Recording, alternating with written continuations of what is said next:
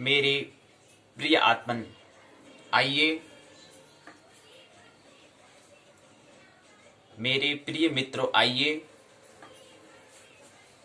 15 जनवरी 2021 भूमंच ज्योतिष पाठशाला बीजेपी स्वाध्याय दिवस 110 धन 15वां ज्योतिष के 15 दिवस में ज्योतिष पाठ के 15वें दिवस में आइए प्रवेश करें। सर्वप्रथम सूर्योदय 7:07 में, अस्त होगा 17:36 में, 1 मिनट बाद में।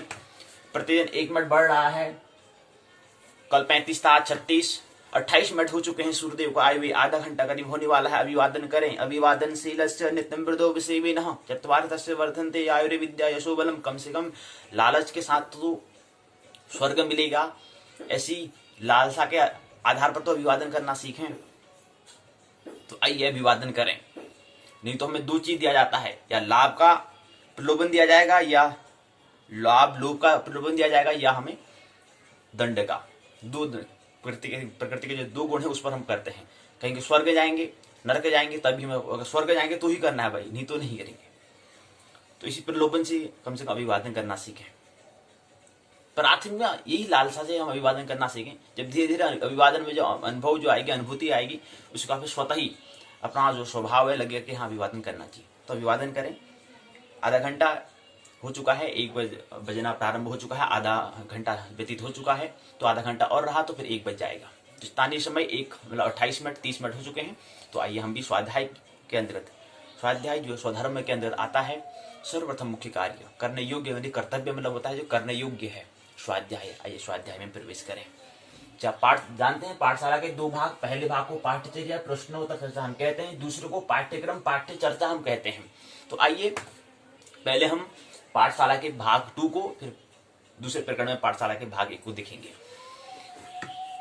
आज यहाँ पर रिवीजन पुनः दर्शन का आज यहाँ पर द्वितीय दिवस है। यहाँ पर प्रकृति दिवस में हम प्रवेश कर रहे हैं, अर्थात ज्योतिष के 15 दिवस में, और रिवीजन का हम तृतीय दिवस में। 2 दिन हमने पिछले 2 दिन में देख लिया था हमने कि जातक स्कंद जो है पहला और दूसरा, जातक स्कंद और ग्रह भाव विचार जो है, ये हमने देखा कल परसों की पाठशाला में।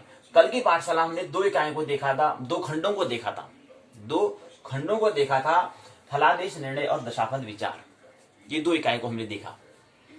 तो आज की पाठशाला में हम क्या करेंगे, इसको संयुक्त रूप से हम लेंगे। इनकी चारों खंडों के अंदर जो 20 इकाई आती है उसको संक्षिप्त में एक बार हम ले लें।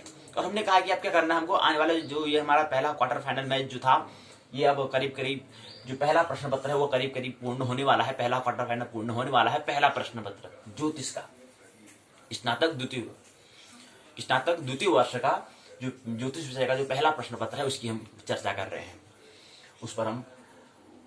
उसकी पाठ्यक्रम पर हम चर्चा कर रहे हैं। तो यहाँ पर हमने कहा कि अब हमें द्वितीय जब सेमीफाइनल मैच होगा, जब दूसरे हम राउंड में करेंगे, दूसरे चरण में हम दूसरे चरण में जब हम इसको फिर पुनः लेने का प्रयास करेंगे, तो वहां पर हमें ख्याल रखना है। वहां पर हमें अब एक विषय को, टॉपिक को, जो प्रसंग है, जो प्रकरण है, उसको थोड़ा हमें तैयार से हमें करना है। मतलब पहले तो हमें देखना था कि पुस्तक में दिया क्या है। पुस्तक में यही दिया है, 20 इकाइयां दी गई हैं, 4 खंड में उसको रखा गया है। पहला खंड को जातक स्कंद बोला, दूसरे को गिरहभाव विचार बोला, और उसके अंदर फिर क्रम से बताया जातक शास्त्र परिचय, राशिशील, भाव विचार, कारक विमर्श, ये पहली इकाई में पहले खंड में रखा। जातक स्कंद में दूसरी इकाई में रखा ग्रहों का शुभ अशुभ, तो ग्रह बल, भाव बल, दृष्टि विचार, ग्रह मैत्री, द्वितीय इकाई में ग्रह भाव विचार नामक द्वितीय खंड में रखा इन 5 इकाइयों को। फिर तृतीय खंड आता है फलादेश निर्णय। इसके अंतर्गत पहली इकाई पंचांग फल, दूसरा भाव स्थित ग्रह बल, तीसरा भावेश फल, चौथा द्विग्रहादि योग फल, और 5वां था दृष्टि फल। ये तृतीय खंड में अंदर 5 इकाई लिखी। फिर अंतिम खंड, चौथा खंड आता है दशाफल विचार, विंशोत्तरी दशाफल, अष्टोत्तरी दशाफल, योगिन दशाफल, अंत दशाफल, प्रत्यंतर दशाफल, सूक्ष्म दशाफल, ये दिया हुआ है। ये 4 खंड के अंदर 20 इकाई ऐसे दी गई है। तो इसको हम लेने का प्रयास करें। और कल की पाठशाला हमने ये भी समझने का प्रयास किया था कि त्रिसूत्र के बारे में बात किया था। 3 सूत्रों के बारे में हमने कहा था कि 3 सूत्र होनी चाहिए। एक सूत्र और आविष्कार हो रहा है उसका, वो सूत्र होगा 35x07। उस सूत्र पर हम चर्चा कर लेंगे। अभी तो आविष्कार ही हो रहा है, इसको जब वो पूरा आविष्कार हो जाएगा फिर उसको हम साझा करने का प्रयास करेंगे। तो 35x07 एक सूत्र और आएगा।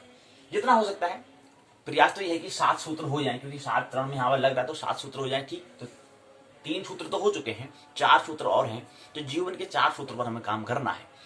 तो 3 सूत्र ये हैं, चौथा प्रकृति में है, और उसके बाद 3 सूत्रों को और हम विकास करना और उसको सृजन करने का और उसको आविष्कार करने का हम प्रयास करेंगे कि 7 सूत्र कम से कम हो। तो 7 सूत्रों पर हमें क्या करना, अपना जीवन पर काम करना है। 3 सूत्रों पर बात हुई थी। 3 सूत्र का हमने कहा कि 71 गुणा 07, 50 गुणा 07, 24 गुणा 07 पर हमने बात की। 71 गुणा 07, 50 गुणा 07, 24 गुणा 07, इसको हमने कल बात की। तो जो 7 चरण है पे हमने समझा कि 71 गुणा 07 का मतलब क्या होता है, 50 गुणा 07 का मतलब क्या होता है और 24 गुणा 07 का मतलब क्या होता है, ये हमने कल समझा। और हमने कहा कि जो दूसरा जो हमने बताया था कि 50 गुणा 07 जो हमने कहा, इसमें भी क्या है, इसमें भी हमने जो बना रहे थे उस समय, जो बनाया जिस समय यहाँ पर दर्ज कर रहे थे उस समय और फिर बाद में है जब हम चर्चा करें तो उसके बीच में अंतर आ गया। जबकि जिस समय हमने इसको यहाँ पर दर्ज किया, इसको हमने जो इस सफेद जो पट है यहाँ पर हमने व्हाइट जो बोर्ड है यहाँ पर हमने जब इसको दर्ज किया, जब लिखा हमने, तो उस समय हमारा ये था क्या कि 50 गुणा 07 को हमने 5, 5, 10, 7, 7, 6, 10 अंक हमने दिए। अंक तो यही रहा, लेकिन प्रतिशत में आगे ऊपर थोड़ा परिवर्तन हो गया, थोड़ा रूपांतर हो गया। जैसे हमने कहा कि जहां पर पहले में 10, 10, 20, 14, 14, 12, 20 था, उसमें क्या परिवर्तन हुआ, उसमें ये परिवर्तन हुआ कि पहले में 7 हो गया, दूसरे में 10 ही रहा, तीसरे में 20 की जगह 20 के बदले क्या हो गया, 24 हो गया, फिर अगले चौथे और पांचवें में वही 14, 14 रहा, फिर छठे में हमारा क्या रहा कि जो 12% था वो 17% में परिवर्तन हो गया, और फिर 7वां में 20 था, वो 20 में परिवर्तन क्या हुआ, 14% परिवर्तन हो गया। मतलब पहले 20 था, फिर 14%। पहले हम 20% की बात कर रहे थे, वो उसमें परिवर्तन क्या हुआ, उसमें परिवर्तन यही हुआ कि उसको 14 में करना पड़ा। ऐसा परिवर्तन, इतना निरंतर परिवर्तन होना चाहिए। हो सकता है इसमें कुछ और परिवर्तन हो जाए, प्रयास तो भी, और अगर इसमें और हमें कुछ लगे कि परिवर्तन करना है तो परिवर्तन होगा, क्योंकि प्रकृति में परिवर्तन ही होता है। ये भी हमें ख्याल रखना है, निरंतर अपने आप को परिवर्तन करना है। ये विचार यहाँ पर जो कह रहे हैं उसको तत्क्षण समझो। हो सकता है कि उसमें कुछ त्रुटि हो रही हो, कुछ नया उसमें और करना हो, तुरंत उसको छोड़ो, आगे बढ़ जाओ। तो इसलिए पकड़ कोई चीज को कंठस्थ नहीं करना है। यही सीखने का मतलब है कि निरंतर सतत कंटिन्यू लगातार वो चलना चाहिए, लगातार परिवर्तन होना चाहिए। प्रकृति के तल पर तो लगातार परिवर्तन होता है, लेकिन ब्रह्म के तल पर वहां पर कोई परिवर्तन नहीं होता, ये हमें ख्याल नहीं। तो 24 गुणा 07 उन्होंने बताया था। तो ये बात संक्षिप्त में एक बार और देख लें। 3 सूत्र महत्वपूर्ण सूत्र हैं, 3 सूत्र पर हमें काम करना है। आगे फिर हम विचार कर रहे हैं, चिंतन कर रहे हैं कि 7 सूत्र बने जीवन का, इसमें 7 सूत्रों में हम काम करें। तो जो हमारा कर्तव्य है वो 7 सूत्रों पर हम काम करें। तो 7 सूत्र बनेंगे, कोई दिक्कत नहीं, लेकिन पहले 3 सूत्रों पर हमने बात कर ली है। आने वाला 4था सूत्र भी हम बना ही रहे हैं, उसको विचार कर रहे हैं, चिंतन कर रहे हैं। फिर आगे 3 सूत्रों पर और बात करेंगे कि आगे पूरा हमारा जीवन इन सूत्रों पर के माध्यम से हमें काम करना है। तो एक बार देख लें संक्षिप्त में। 71 गुणा 07 को हमने कहा कि ये हमारा जो आश्रम है, ब्रह्मचर्य, गृहस्थ, वानप्रस्थ, संन्यास, उसको हमने 25, 25, 10, उसके बाद 1 धन 10 हमने कहा, ऐसे भाग करा उन्होंने, 4 भागों में हमने रखा। इस हिसाब से 71 वर्ष को दिखाता है। 07 चरणों में ये जो हमने 71 वर्ष हम कह रहे हैं, किसी मित्र के जातक का कह रहे हैं, किसी व्यक्ति का जन्म है, हम मान के चल रहे हैं कि 71 वर्ष जीता है, तो इसको हम आधार मानकर चल रहे हैं कि कोई व्यक्ति क्या है 71 वर्ष जीता है, 71 वर्ष से जीता है, ये हम मान लेके चल रहे हैं। अब हो सकता कोई 50 जिए, कोई 80 जिए, अलग बात है, लेकिन हम औसत लेके चलेंगे 71 वर्ष कोई जीता है। तो 71 वर्ष में क्या है इसका कि 14 वर्ष का एक चरण हो जाएगा, 7 वर्ष का एक चरण हो जाएगा, 4 धन 3, 4 धन 3 का एक चरण हो जाएगा, फिर एक वर्ष का चरण हो जाएगा, फिर 14 वर्ष का चरण हो जाएगा, फिर 17 वर्ष का चरण हो जाएगा, फिर 1 धन 10 का एक चरण हो जाएगा। तो इस प्रकार से 7 चरण होते हैं, 1, 2, इसलिए हमने इसको बॉक्स में बंद कर दिया। एक हमने बॉक्स बनाया, इसके अंदर उसको रख दिया। तो 1 चरण, 2 चरण, 3 चरण, 4 चरण, 5, 6, 7 चरण में इसको रख दिया। तो ये इसका मतलब था। और हमने कहा कि जो 25 वर्ष जो ब्रह्मचर्य हम कह रहे थे वो स्वार्थ के लिए, स्व अर्थ के लिए हमारा होना चाहिए। दूसरा हमने कहा कि जो ये अगला जो 25 वर्ष, हम 35 वर्ष जो हम कह रहे थे, वो 35 वर्ष पुरुषार्थ के लिए। और पुरुषार्थ में हमने कहा था कि 4 पुरुषार्थ होते हैं, धर्म, अर्थ, काम और मोक्ष। क्या मतलब होता है इन अर्थ का, पुरुषार्थ? तो ये 4 पुरुषार्थ हमें करना है। अगर पैसा हमारा है तो इसका मतलब व्यक्ति इस विज्ञान को जन्म दे रहा है, अर्थ का मतलब होता है ये, अर्थ का मतलब होता है कि जो हम अपनी जो हमारी आवश्यकताएं हैं, जो हमारी नीड्स हैं, उसको क्या पूर्ति कर पा रहे हैं, रोजी रोटी कर पा रहे हैं, रोटी कपड़ा मकान, जो आधारभूत जो हमारी ये जरूरतें हैं, इसको हम पूर्ण कर पा रहे हैं।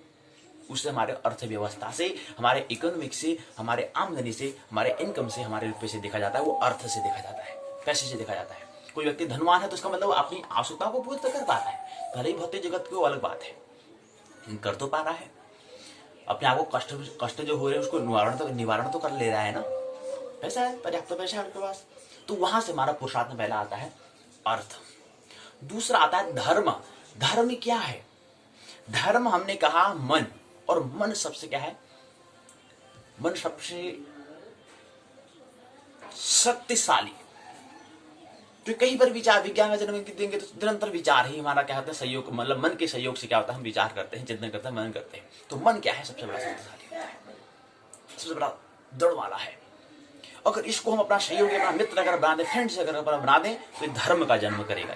तो हमने कहा कि धर्म क्या है, मन का स्वास्थ्य, मन जो ऋण था उसको हम उसको मित्र बना दें, तो मन का जो शत्रु, जो मन जब काम कर रहा था, शत्रु का जो कार्य कर रहा था, उसको रूपांतर करके अगर उसको मित्र बना दें, उसी का नाम धर्म हो जाता है। ख्याल नहीं, और धर्म प्रत्येक व्यक्ति का व्यक्तिगत होता है, ये भी हमें ख्याल रहना चाहिए, प्रत्येक व्यक्ति का। और ख्याल रहे, धर्म के अंतर्गत धर्म से भी महत्वपूर्ण हो जाता है स्वधर्म।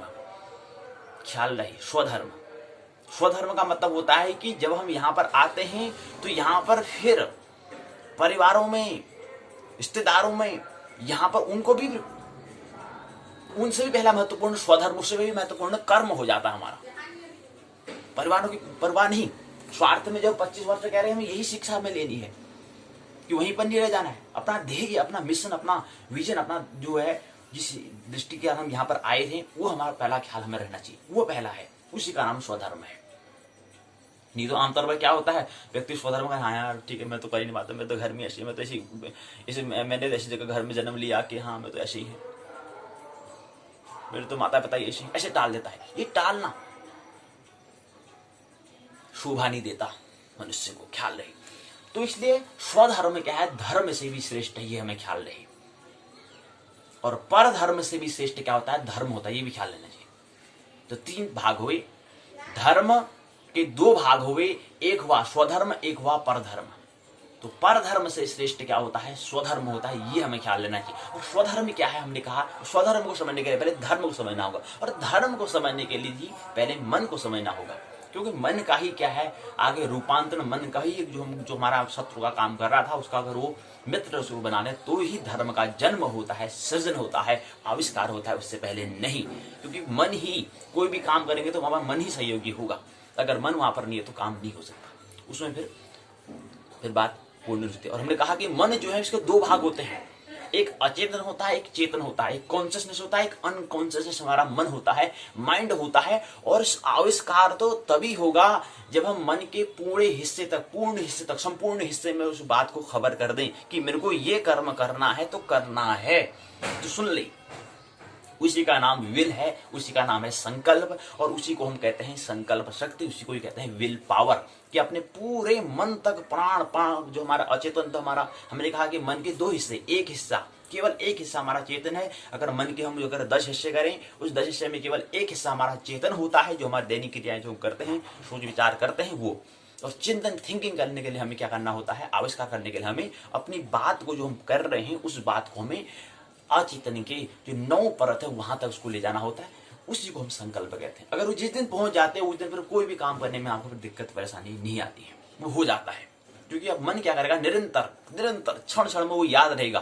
क्योंकि अचेतन मन में क्या है, अचेतन में कोई बात अगर बैठ जाती है तो वो एकदम से फिर वो वहां पर एक भंडार है, उसमें तो हमारा पर जन्म जन्मांतों का पूरा भंडार है, तो वहां पर पहुंचना होता है उस बात को, तो वही इसको हम संकल्प कहते हैं। संकल्प का जन्म वहां से होता है, विल का जन्म वहां से होता है, ये हमें ख्याल नहीं। तो एक संकल्प करने के लिए हमें क्या करना पड़ेगा, और संकल्प करने के लिए पहले हमें प्राण से ही शुरू करना पड़ेगा, श्वास से हमें शुरू करना पड़ेगा। श्वास को रोक दो, प्राणायाम कर दो, मतलब श्वास को आने भी मत दो, जाने मत दो। कहो कि मेरी श्वास तब चलेगी जब मैं मेरी बात पूरे हमारे शरीर के पूरे अचेतन मन तक पहुंच जाए। प्राण को रोक दो, प्राणायाम का मतलब ये होता है। श्वास को रोक दो, नहीं आने वाले नहीं जाए, अन्य श्वास को हम जाने देंगे ना आने देंगे। उससे पहले इस मध्य में क्या करना है, मेरे को एक बात पहुंचानी है, एक मैसेज मेरे को देना है मन के अचेतन परत में, मन का जो अचेतन, जो अनजान, जो मन का हमारा क्षेत्र है, वहां एक बात मेरे को मैसेज पहुंचाना है। जैसे ही मैसेज पहुंचेगा तब मैं प्राण को, श्वास को फिर चलने दूंगा, इससे पहले सांस को मैं आज्ञा नहीं दूंगा। तो ऐसे इसे प्राणायाम का महत्व यही है कि प्राण को रोक देना, कि कुछ समय के लिए प्राण को मेरे को रोकना है, श्वास को, आने वाली जाने वाली श्वास को रोकना है, क्योंकि उससे पहले मैं कोई कुछ सृजन आविष्कार करने के लिए भी एक महत्वपूर्ण कार्य बीच में है। वो काम पहले वहाँ मैसेज देना महत्वपूर्ण है, वो सूचना देना महत्वपूर्ण है, वो समाचार देना महत्वपूर्ण है, वो खबर देना महत्वपूर्ण है। पहले वो खबर जाए तब जाके फिर श्वास निरंतर चले। तो कुछ समय का प्राणायाम धीरे धीरे करें तो वहाँ से फिर हमारा संकल्प का जन्म होता है, विल का हमारा जन्म होता है, और वहाँ से हमारा संकल्प शक्ति हमारे पास होगी। और जब जिसके पास संकल्प शक्ति है तो उसके लिए फिर कोई आविष्कार करने में कोई विघ्न नहीं आने वाला, कोई बाधा आने वाली नहीं है, वो होकर ही रहेगा। तो त्रिसूत्र में हमने कहा कि जीवन के बारे में संबंधित ये बात थी। उसके बाद हमने कहा कि तो पुरुषार्थ का मतलब ये कहा हमने, पुरुषार्थ का मतलब क्या है, अर्थ, मतलब विज्ञान का सृजन। कोई व्यक्ति अपनी जो दैनिक आवश्यकता है उसको पूर्ति नहीं कर पा रहा तो वो धर्म के आगे धर्म का अधिकारी वो नहीं हो सकता। भले ही धारणा यह है कि धर्म बनो, कहां से बनो, पेट में भूख लग रही है तो कहां से पूजा करेंगे, कहते हैं कि पूजा करो, और पेट पूजा, पहले पेट की पूजा हुई नहीं है, पेट में भूख लग रही है तो अगर पूजा करो, कहां से करेंगे, मन लगेगा ही नहीं। तो मन तो पहले भाई पहले पेट की पूजा अर्थात शारीरिक जरूरत पहले है, क्या करना है, शारीरिक जरूरत पूर्ण करना है, उसके बाद धर्म का जन्म करना है। अभी तो दो ही बात हुई है, अर्थ धर्म। तीसरा आता है काम, और काम के लिए महत्वपूर्ण क्या होता है, आश्रम, गृहस्थ आश्रम में, कि उसी काम ऊर्जा से क्या होता है, नए व्यक्ति का, नई पीढ़ी का क्या होता है, जन्म होता है, वो भी महत्वपूर्ण है, वो भी पुरुषार्थ में आता है। उसके लिए क्या हमें करना क्या होगा, उसके लिए हमें गृहस्थ आश्रम में जाना होता है, गृहस्थ आश्रम में प्रवेश करना होता है। तो गृहस्थ आश्रम भी महत्वपूर्ण है, जीवन का दूसरा कालखंड गृहस्थ आश्रम कहा। तो वहां से काम, और काम से नई पीढ़ी का, क्योंकि हमको भी एक समय यहाँ पड़ाव से जाना होगा तो अपनी बातों को फिर नई पीढ़ी को दे जाना है, इसलिए फिर काम का भी पुरुषार्थ। तीसरा आता है काम, और अंतिम आता है मोक्ष। और मोक्ष के अगर वानप्रस्थ का संन्यास जो है वो मोक्ष के लिए ही है। मोक्ष का मतलब होता है मुक्ति, स्वतंत्र हो जाना बंधनों से, तीन ऋण से, आचार्य पितृ देव जो हम ऋण कह रहे हैं, तीन ऋण से मुक्त हो जाना, स्वतंत्र हो जाना, उसको हम कहते हैं मोक्ष, उसको कहते हैं निर्माण। फिर आगे इस शरीर से क्या होना है, जो हम निर्माण कह रहे हैं अर्थात जो हमारे मन से हो जाना, और जिसमें मृत्यु होती है, जिसमें हम कह रहे हैं कि शरीर का अदला बदली होती है, उस समय क्या हो, फिर ये शरीर से भी मुक्त हो जाए, निर्माण। और निर्माण फिर महानिर्माण भी होता है, महापराण निर्माण भी होता है। वो अलग बात है कि फिर क्या हो कि आत्मा से जो व्यक्ति हम कह रहे हैं कि आत्मा की बात करते हैं, वहां से भी व्यक्ति भक्त भी मिट जाए, फिर भगवान ही जो रह जाए, जो है फिर वही रह जाए, परमात्मा जो है फिर वही हो जाए, वहां से भी फिर उसको महानिर्माण कहते हैं, महापराण निर्माण कहते हैं इसको। तो दूसरा सूत्र पुरुषार्थ। तीसरा जो हम संन्यास जो कह रहे हैं, जो मोक्ष की बात कर रहे हैं, वो परमार्थ की बात है। ख्याल रहे, संन्यास हम जो कह रहे हैं, संन्यास की हम जो बात कर रहे हैं, संन्यास के लिए हमने कल भी बात की थी, समझ की आवश्यकता होती है, अंडरस्टैंडिंग की आवश्यकता होती है, और दूसरी बात अनुभव की, एक्सपीरियंस की आवश्यकता होती है। एक्सपीरियंस का दो बातों महत्वपूर्ण होती है, एक होता है आचरण अर्थात प्रैक्टिकल करना होता है, एक होता है अनुभूति, फीलिंग, इनके हृदय के तल पर और एक मस्तिष्क तल पर चिंतन करना होता है, आचरण में लाना होता है, वहां से हमारा अनुभव आता है। तो ख्याल रहे, तो समझ अंडरस्टैंडिंग है, लेकिन अनुभव भी होना अनिवार्य, ख्याल रहे। तो कहें कि जो अनुभव आता है वो अध्यावरण है। अगर हम दो बात के केंद्र और परिधि की बात करते हैं, और जो हमारा जो समझ है वो हमारा अध्यात्म है।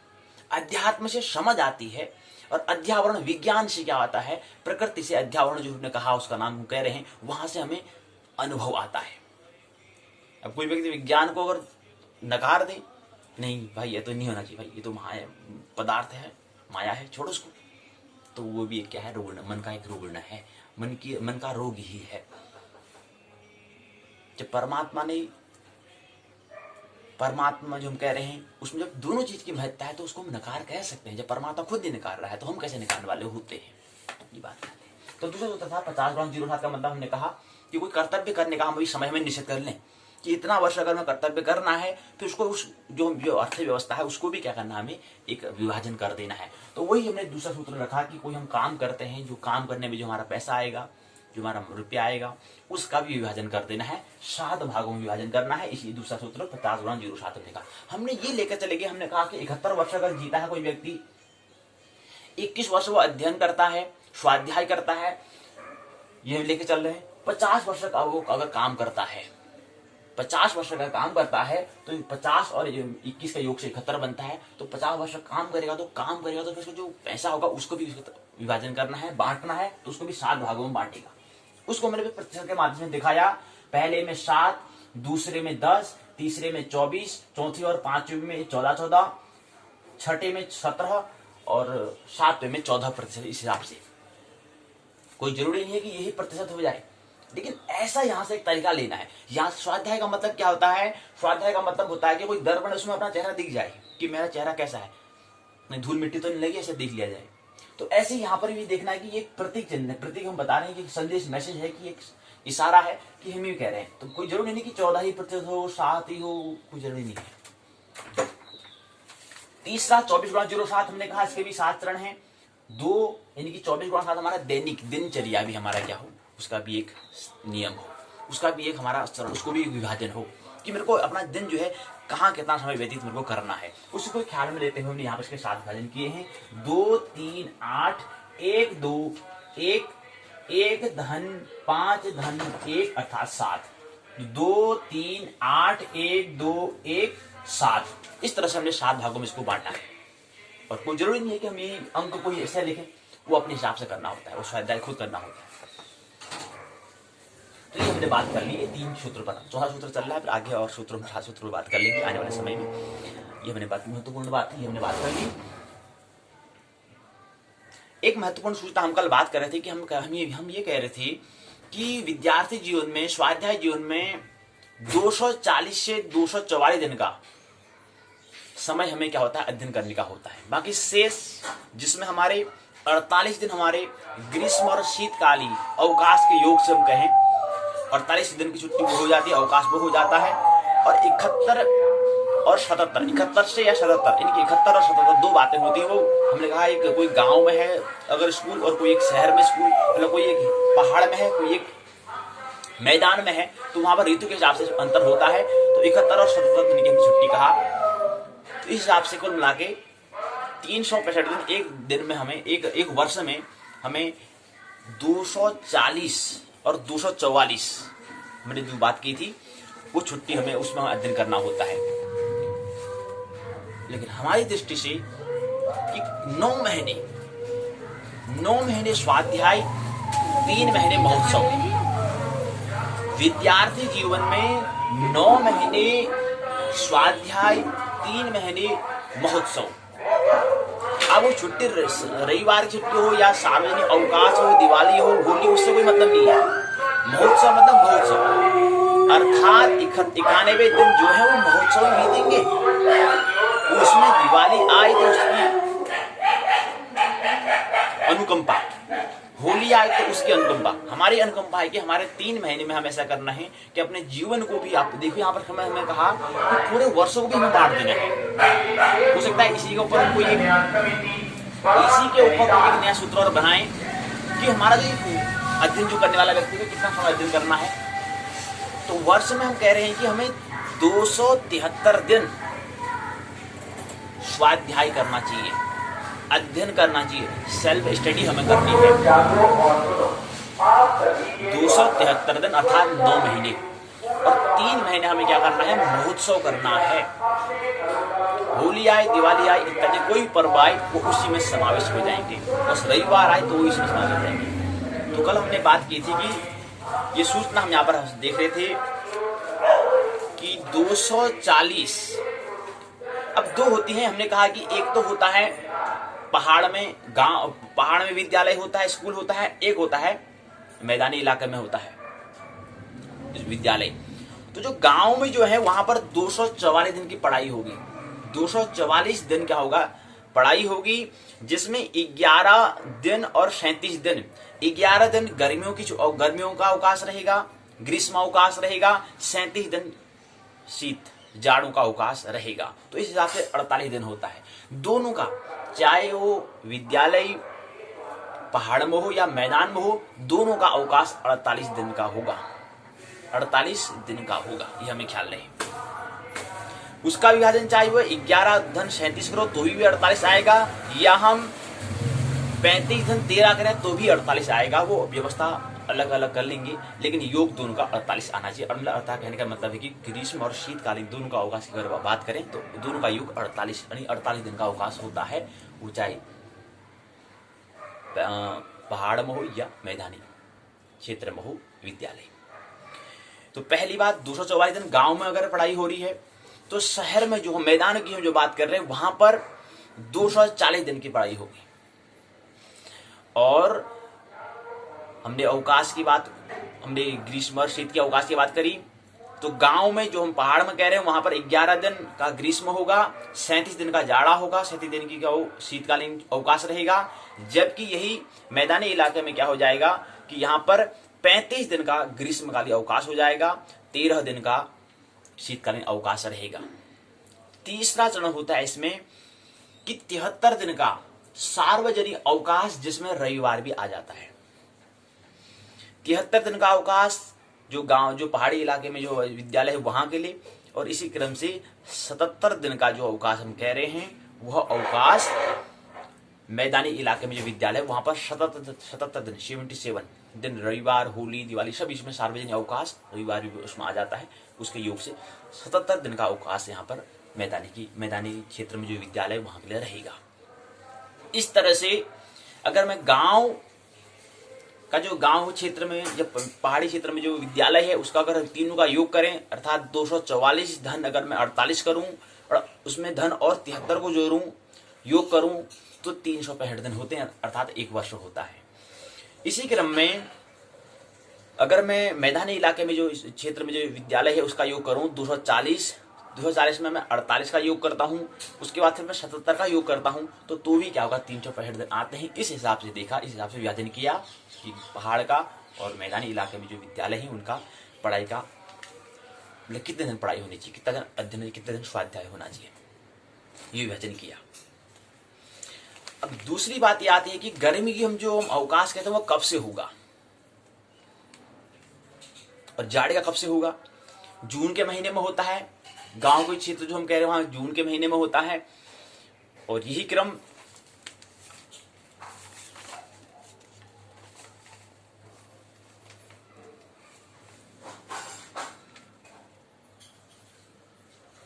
बताई दे रहे हैं कि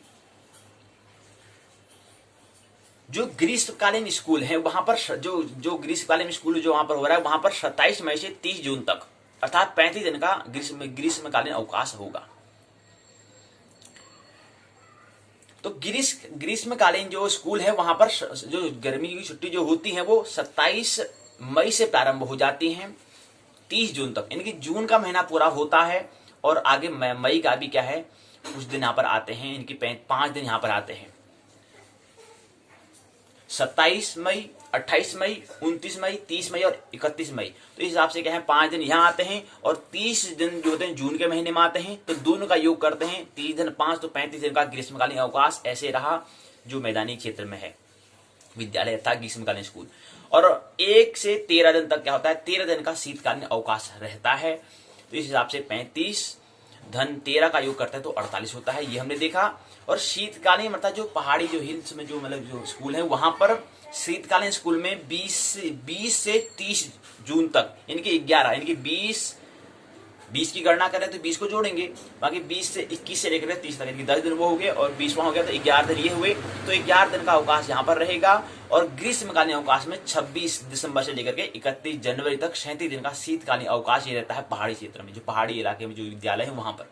तो 37 दिन का ये होता है और 37 में और 37 दिन में 11 दिन को अगर योग करते तो 48 दिन का योग होता है। तो इस हिसाब से हमने देखा कि दोनों जो पहाड़ी इलाके में जो क्षेत्र में जो विद्यालय वहाँ का और जो मैदानी इलाके में जो विद्यालय वहाँ का कि दोनों का 48 कैसे होता है ये हमने देखा। और कौन किस महीने में क्या होता है अवकाश होता है ये हमने देखा कि अवकाश तो दोनों का क्या होता है वही जनवरी मई जून के महीने में होता है और वही थोड़ा उसमें कम ज़्यादा हो जाता है कि थोड़ा वो समय के हिसाब वहाँ पर उस ऋतु के हिसाब से, सीजन के हिसाब से हो जाता है कि वहाँ का जो मौसम अलग है, वहाँ का मौसम अलग है, तो परिवर्तन हो जाता है। तो ये है, लेकिन दोनों का योग क्या होता है, बराबर होता है। दोनों का योग 48 होता है और महीना भी एक ही है। जनवरी है तो वहाँ यहाँ 26 दिसंबर को प्रारंभ हो जाता है जाड़ों की छुट्टी, 26 से प्रारंभ होकर 31 जनवरी, यानी 31 जो वहाँ पर हम कहते हैं कि जून का महीना पूरा होता है, जो हम मैदानी इलाके में जो जून का महीना पूरा होता है, पहाड़ी इलाके में वो क्या हो जाएगा, जनवरी का महीना पूरा हो जाता है। 31 दिन वहाँ, जनवरी में 31 दिन वहाँ पर हुए और बाकी शेष 6 दिन हमारे दिसंबर में हुए। 26 दिसंबर, 27 दिसंबर, 28, 29, 30, 31, 6 दिन यहाँ हुए और 31 दिन वहाँ हुए। तो ऐसे मिलाकर 37 दिन होते हैं। तो ये हमने पहाड़ी इलाके में देखा। और वही मैदानी इलाके में हमने ये देखा कि वहाँ पर 27 मई से 5 दिन हुए थे, 30 दिन जून के हो गए, तो 30 में 5 तो 35 ऐसे होता है। और शीतकालीन क्या होगा, जनवरी के महीने में होता है, जनवरी के महीने होगा। तो जनवरी महीने कब होगा, 1 से लेकर 13 जनवरी तक। और आज जनवरी होगी 15 जनवरी। तो अगर हम देखें जो मैदानी इलाका है वहां तो समय गया भाई, क्योंकि 1 से लेकर 13 जनवरी तक कह रहे हैं, तो 13 दिन का अवकाश था शीतकालीन, वो तो गया। आज तो यहाँ 15 जनवरी है 2021, तो वो समय गया, यानी कि मैदानी इलाकों के लिए। जबकि पहाड़ी भी जो कह रहे हैं उसके लिए भी अवकाश चल रहा है 31 जनवरी तक। अभी ये 15 आएगा, फिर 16 आएगा, फिर 17, फिर 18, फिर 19, फिर 20, फिर 21, फिर 22, फिर 23, फिर 24, 25, 26, 27, 28, 29, 30, फिर 31, तब जाके पहाड़ी इलाकों में अवकाश, फिर तभी वहाँ विद्यालय खुलते हैं। तो ये हमने देखा। बाकी हमने कह दिया कि 71 दिन का अवकाश, सार्वजनिक अवकाश कहाँ पर होता है, वो पहाड़ी क्षेत्र में होता है। 77 दिन का अवकाश जो होता है सार्वजनिक, वो मैदानी क्षेत्र में जो विद्यालय वहां पर होता है। तो ये हमने कल देखा, सूचना जानकारी थी ये, इस पर साझा करना अनिवार्य है। अब चिंटू प्रश्न पूछ रहा है, गुरुजी आप इसका जिक्र क्यों कर रहे हैं, इसका क्या मतलब है हमसे? हम तो हो गए ना, हम तो अब डिग्री कॉलेज वाले हो गए, हमें क्या करना है विद्यालय से? चिंटू ने प्रश्न ये पूछ दिया, सवाल पूछ दिया भाई, जवाब तो देना पड़ेगा। असल में देखिए, अपना बार बार अपना क्या करना है, अपने आप को विकसित करना है। अगर अपने आप को डेवलप करना है, विकसित करना है, तो अपना देखो कि मैंने पीछे क्या किया, मैं क्या कर रहा हूं, मेरा जीवन महोत्सव बनना नहीं बन रहा है, मैंने कुछ आविष्कार किया नहीं किया, तो इसके लिए देखना पड़ता है। तो एक समय में चिंटू आप भी तो होते विद्यालय में पढ़ने गए हो गए, अभी कॉलेज वाले हो गए, एक दिन टपक कर सीधे कॉलेज तो गए, चले नहीं गए, पहले विद्यालय गए होगी, उसके बाद फिर महाविद्यालय गए, उसके बाद कॉलेज में जा रहे हो, आगे विश्वविद्यालय, आगे फिर और बड़ा उच्च शिक्षालय होगे, ले रहे हो।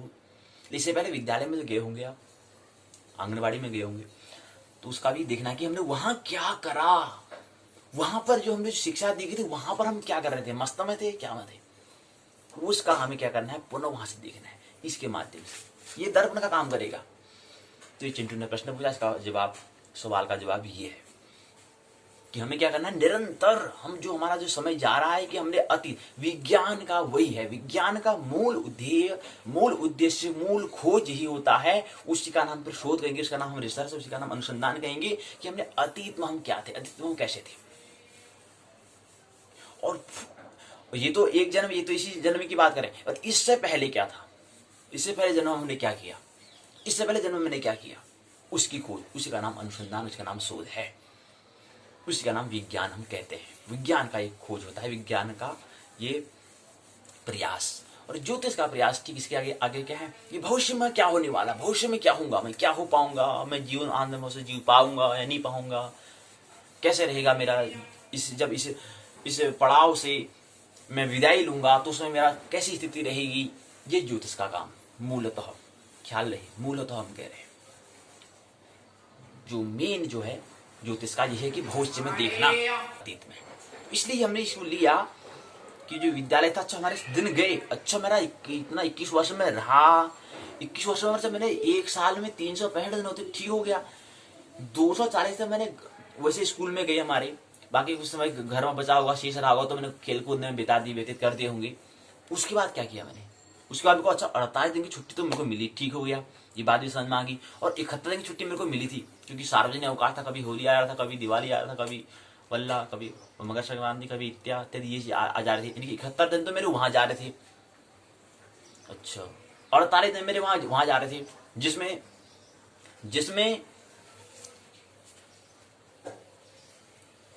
37 दिन तो मेरे जाड़ों की छुट्टी में चले जा रहे थे, 11 दिन मेरे गर्मी छुट्टी में चले जा रहे थे।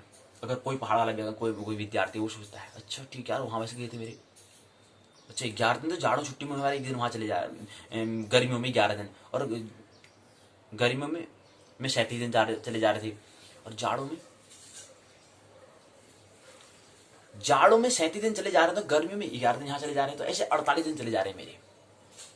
ऐसे व्यतीत हुए एक साल में देखें, अच्छा एक साल, अच्छा जब मैं इतने में था, अच्छा मैंने उसमें ऐसा किया, अच्छा उतने दिन मेरे वहाँ गई, फिर उतने साल में तो मेरे यहाँ चले गया, मुश्किल से मेरे 240 दिन, 240 दिन हम कह रहे हैं, 240 दिन में कितना पढ़ा होगा, गुरुजी कैसे पढ़ाते थे, वो गपशप पढ़ाते थे, कहानी बनाते थे, ऐसे समय व्यतीत किया।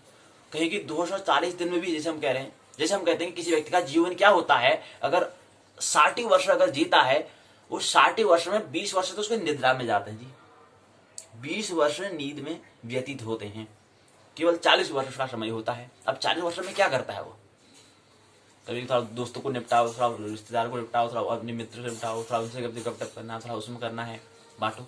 क्या करा, मुश्किल से 5-7 साल होते हैं, 5-7 साल में क्या किया, क्या आविष्कार किया, क्या व्यक्तित्व का विकास किया या नहीं किया।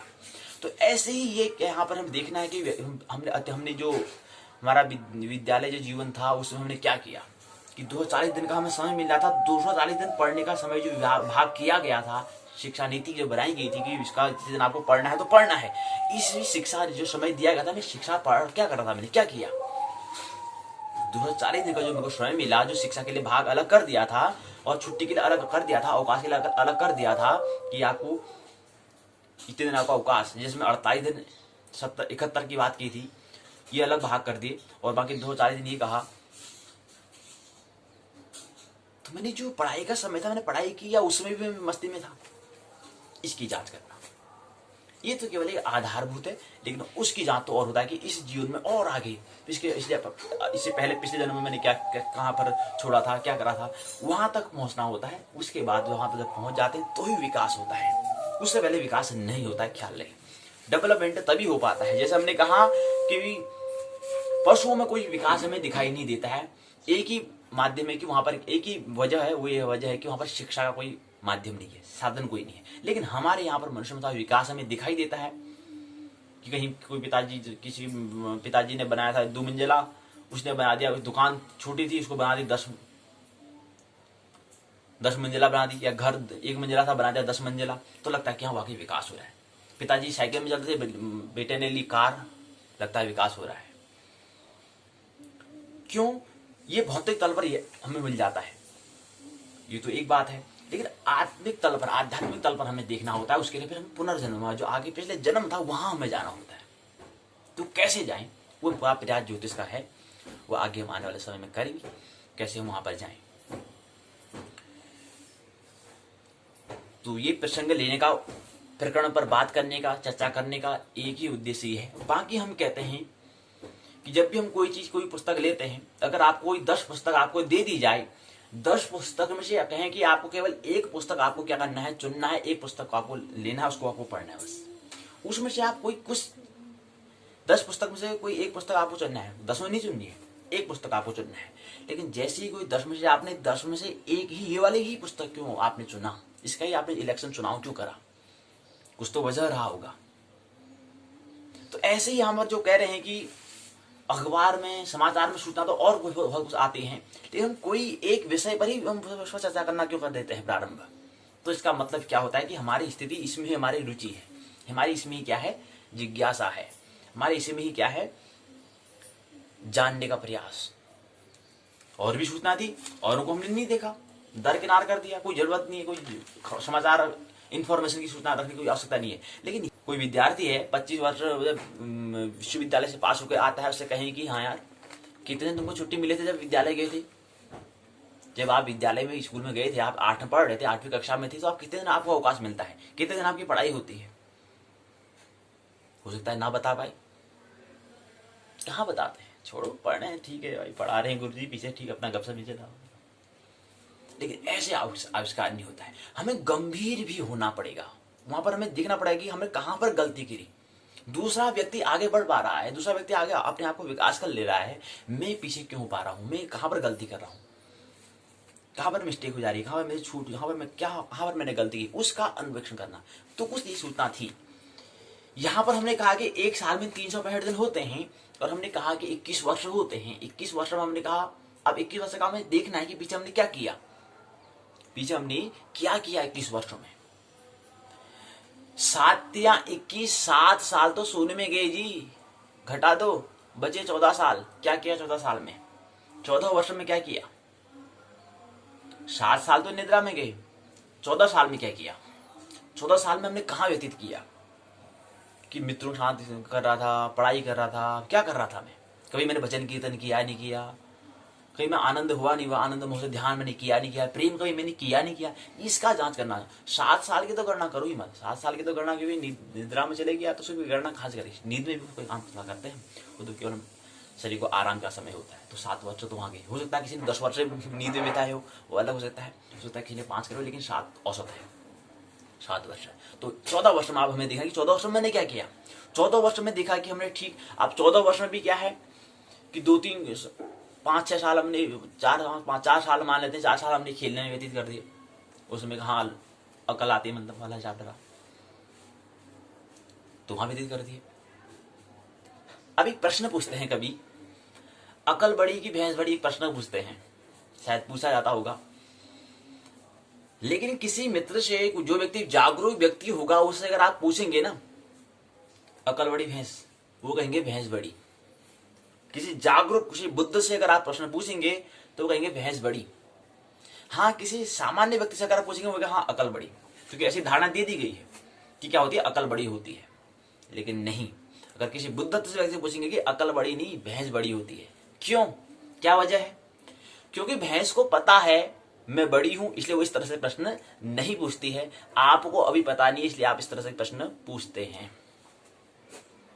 ये असली कारण है। तो अकल बड़ी भैंस बड़ी, इस तरह से प्रश्न न पूछे जाए। बुद्ध कहते हैं कि 9 तरह से प्रश्न नहीं पूछे जाने चाहिए। ऐसे पूछते संसार किसने बनाया, क्यों बनाया, इस तरह के हमारे प्रश्न होते हैं।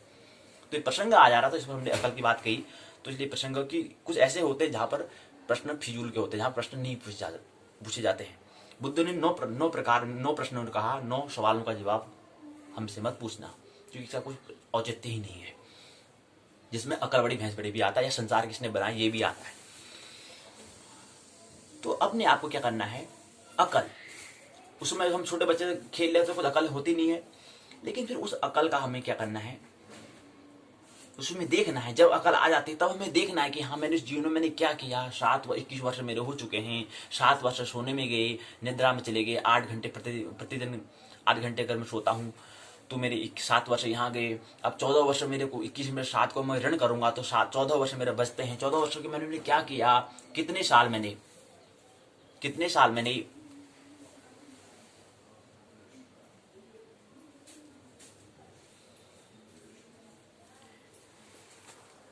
कितने साल मैंने कहा मित्रों के साथ समय बिताया। ये 14 वर्ष में क्या मैंने कभी भजन किया, क्या मैंने कभी कीर्तन किया, क्या कभी मैंने आराधना किया, क्या मैंने कभी उपासना किया नहीं किया, कभी मैंने ध्यान किया, कभी मैंने प्रेम की अनुभूति की या नहीं की। मैं विद्यालय तक गया था, मैंने क्या किया, उसका दर्शन कैसे हो जाए। तो एक ही इसमें तो यहाँ पर दर्शन हमें दिख रहा था कि समय अगर मुझे मिल जाए, क्योंकि थोड़ा, हालांकि ये तो गणित की बात है नहीं कि मस्तिष्क की बात है, कि मस्तिष्क पूछता है कितने वर्षों में कि हम छुट्टी होती होंगी। हम छुट्टी तो कहते हैं, लेकिन कितने दिन की होती होगी। तो आप यहाँ से कोई प्रश्न पूछ सकता है कि गर्मियों में आप जब छोटे बच्चे तो कितनी की छुट्टी होती है? 48 दिन की छुट्टी होती है। कितने दिन का सार्वजनिक अवकाश होता है? पहाड़ी इलाकों में 71 दिन का होता है। मैदानी इलाकों में क्या होता है, 77 दिन का होता है, जिसमें रविवार भी आ जाता है। तो रविवार जो गया 244 दिन। और पहाड़ी बता रहे वहां पढ़ाई कितने दिन की होती है, 240 दिन की। और मैदान में क्या होती है, 244 दिन की होती है। अब 244 दिन में 4 साल हमने यहाँ व्यतीत कर दी, 7 4 11 हो गया, और 11 10 21। अब 10 साल मैंने क्या किया, 10 साल मैंने क्या किया। 4 साल खेलकूद में मैंने कह दिया, 4 साल में खेल कूद इत्यादि में समय व्यतीत कर दिया। अब 10 साल में मैंने क्या किया, 10 साल में जो पढ़ाया, आप जो गुरुजी ने पढ़ाया था पाठ को पढ़ो पढ़ो पढ़ो, उसको रटने में जो समय व्यतीत करा तो कुछ समय ने वहां समय व्यतीत करा होगा। लेकिन इन 10 वर्षों में अगर हमने ध्यान, प्रेम, भक्ति, भजन, कीर्तन, आराधना, उपासना, प्रेम का, इन चीजों का अगर हमने अनुभव नहीं किया है ना, सब व्यर्थ है। वो अगर आपने कितनी ही इंफॉर्मेशन आपको कुछ 10 साल में, हो सकता है कि आप 10 साल में आपने पूरी किताबों को कंठस्थ करे होंगे, 10-20 किताबों की कंठस्थ आपने कर ली होगी, लेकिन सब व्यर्थ है। जब तक कि आपको ना हृदय के तल पर कुछ अनुभूति की हम बात करें, अर्थात प्रेम का जन्म आपका नहीं हुआ हो, क्योंकि उस समय में आपका प्रेम का जन्म हो जाना चाहिए। अगर आप प्रेम का जन्म नहीं हुआ है, ध्यान का जन्म हो जाना चाहिए, मेडिटेशन का जन्म हो जाना चाहिए, उसका अगर आपका जन्म नहीं हुआ है तो फिजूल गया। चिंतन का, थिंकिंग का अगर जन्म नहीं हुआ है तो फिजूल गया। 3 बात होती है, चिंतन और विचार में अंतर है। चिंतन में, थिंकिंग मतलब होता है कि जो ध्यानस्थ है वहां पर कोई जो सूचना आती है उसका उस पर विचार करना, उसका नाम है थिंकिंग, उसका नाम है चिंतन, उसका नाम है थिंकिंग। क्रिएट, उससे क्रिएट सृजन होता है। फिर कि ध्यानस्थ होंगे वहां से कुछ नई जानकारी आएगी जो विचार नहीं था। ख्याल ले, थिंकिंग विचार नहीं है। तो वो विचार जो दूसरों के द्वारा जो नहीं थी, जो ध्यानस्थ था, जो अनजान नास्ते से प्रभु ने मेरे को दिया, उस विचार पर फिर जो हम जांच पड़ताल करते हैं उसका नाम है थिंकिंग, उसका नाम है चिंतन, उसका नाम चिंतन है।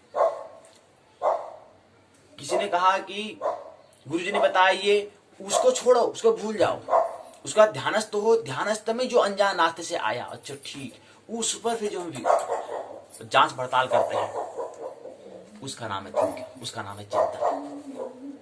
क्या हमने चिंतन किया? जो व्यक्ति चिंतन करेगा विज्ञान का जन्म होगा।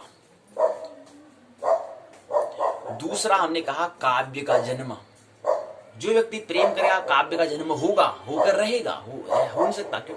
तीनों हमारे पास है, हमारा मस्तिष्क भी है, हमारे पास हृदय भी है, हमारे पास नाभि भी है, हमारे पास तीनों चीज, हमारा भक्ति है। प्रभु ने किसी पर ऐसा नहीं किया, सभी को एक जैसा बनाया है। सभी के पास काव्य दिया है, सभी के पास हृदय दिया था, काव्य के लिए हृदय दिया है, सभी के लिए मस्तिष्क दिया है, सभी के लिए हृदय नाभि दिया है। प्रभु ने सभी पर बराबर अनुकंपा की है। प्रभु की दृष्टि में सब समान है, समस्त सब एक है, कोई भेदभाव नहीं किया। परमात्मा कोई भेदभाव नहीं करता, ये भी ख्याल नहीं, सभी को दिया है। तो अब हमने उस समय, अगर 10 वर्ष हम कह रहे हैं कि हमारा 7 वर्ष सोने में, 4 वर्ष हमारे खेल कूद में चले गया, अब जो 10 वर्ष करें, इन 10 वर्ष में हमने क्या किया? जो किताब गुरु जी पढ़ा उसको रटने में थे, या कुछ हमने अलग से अपना स्वाध्याय किया? स्वाध्याय का मतलब वही होता है, और स्वाध्याय और अध्ययन में अंतर ही होता है। स्वाध्याय का मतलब होता है कि कुछ अपना अंदर प्राण से कुछ आना, कुछ प्राण से कुछ निकलना, किया हाँ कुछ वो प्राण से जो निकलता है वो स्वाध्याय में ही क्या होता है? काव्य, प्रेम का अर्थात काव्य का, ध्यान का, भजन कीर्तन का स्वाध्याय के अंतर्गत ही होता है, अध्ययन में नहीं होता है। स्वाध्याय जब करेंगे तो वहां पर जन्म होता है। क्या के लिए मस्त है, ठीक है, उनको पता नहीं है तो भजन कीर्तन में एक भजन सुन लें, कभी राम बन के कभी श्याम बन के चले आना, प्रभु जी चले आना। उसमें कोई अब वहां पाठशाला में वहां जो कोई परीक्षा में भजन वाला ही आने वाला नहीं है, लेकिन अब मस्त है भाई, अरे आने दो, पढ़ाई छोड़ो, आज पढ़ाई नहीं करेंगे, आज हम भजन करेंगे।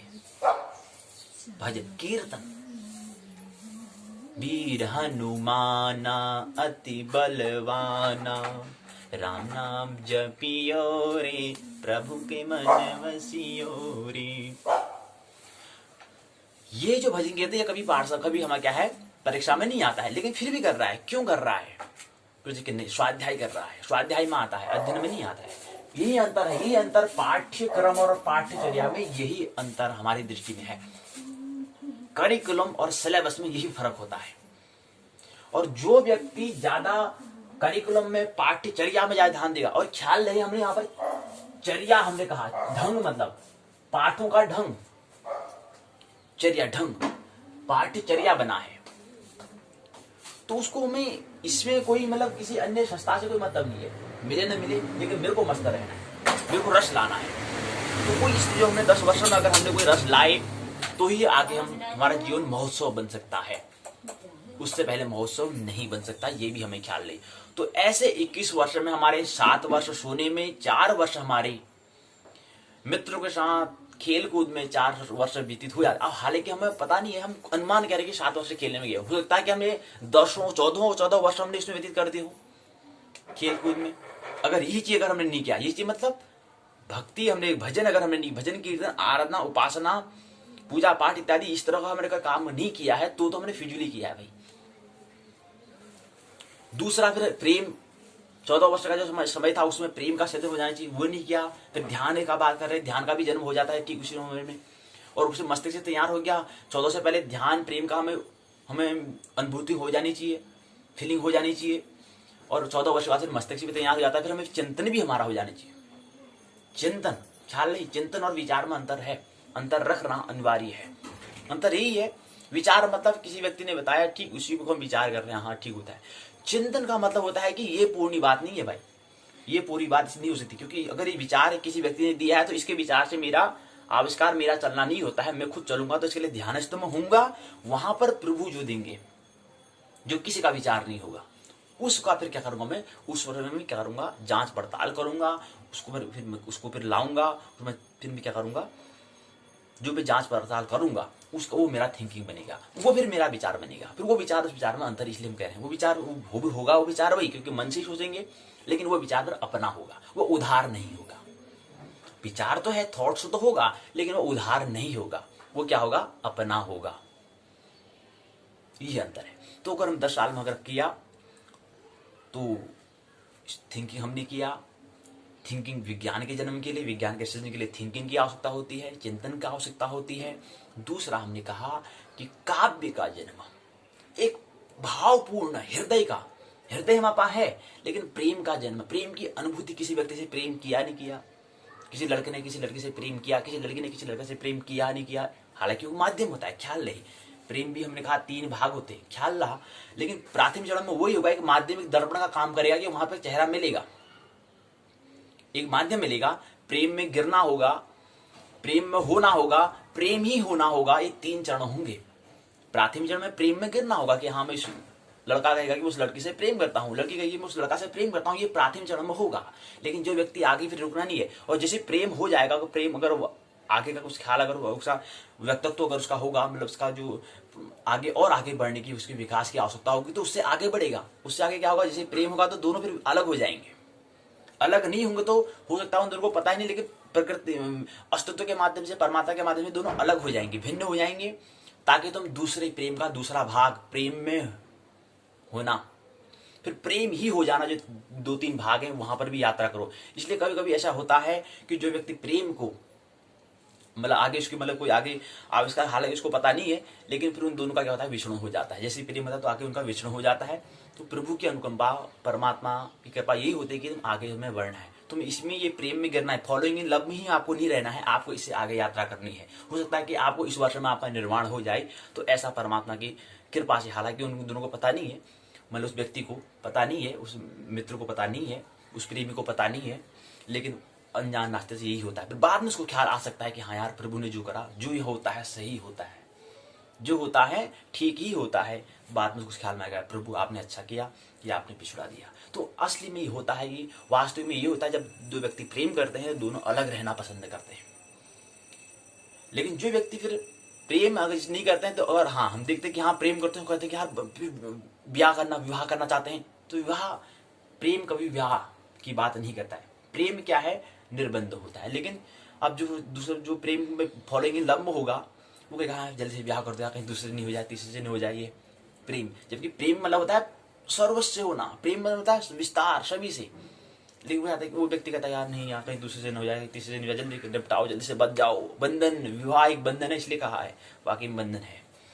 और हम यहाँ पर मोक्ष की बात कर रहे हैं, स्वतंत्र की बात कर रहे हैं, और यहाँ पर बंधन में बंध रहे जी, लो जी लो, तो कहाँ से होगा मोक्ष। तो प्रेम के लिए भी 3 अनुभूति में 3 स्तर पर हमें पहुंचना होता है।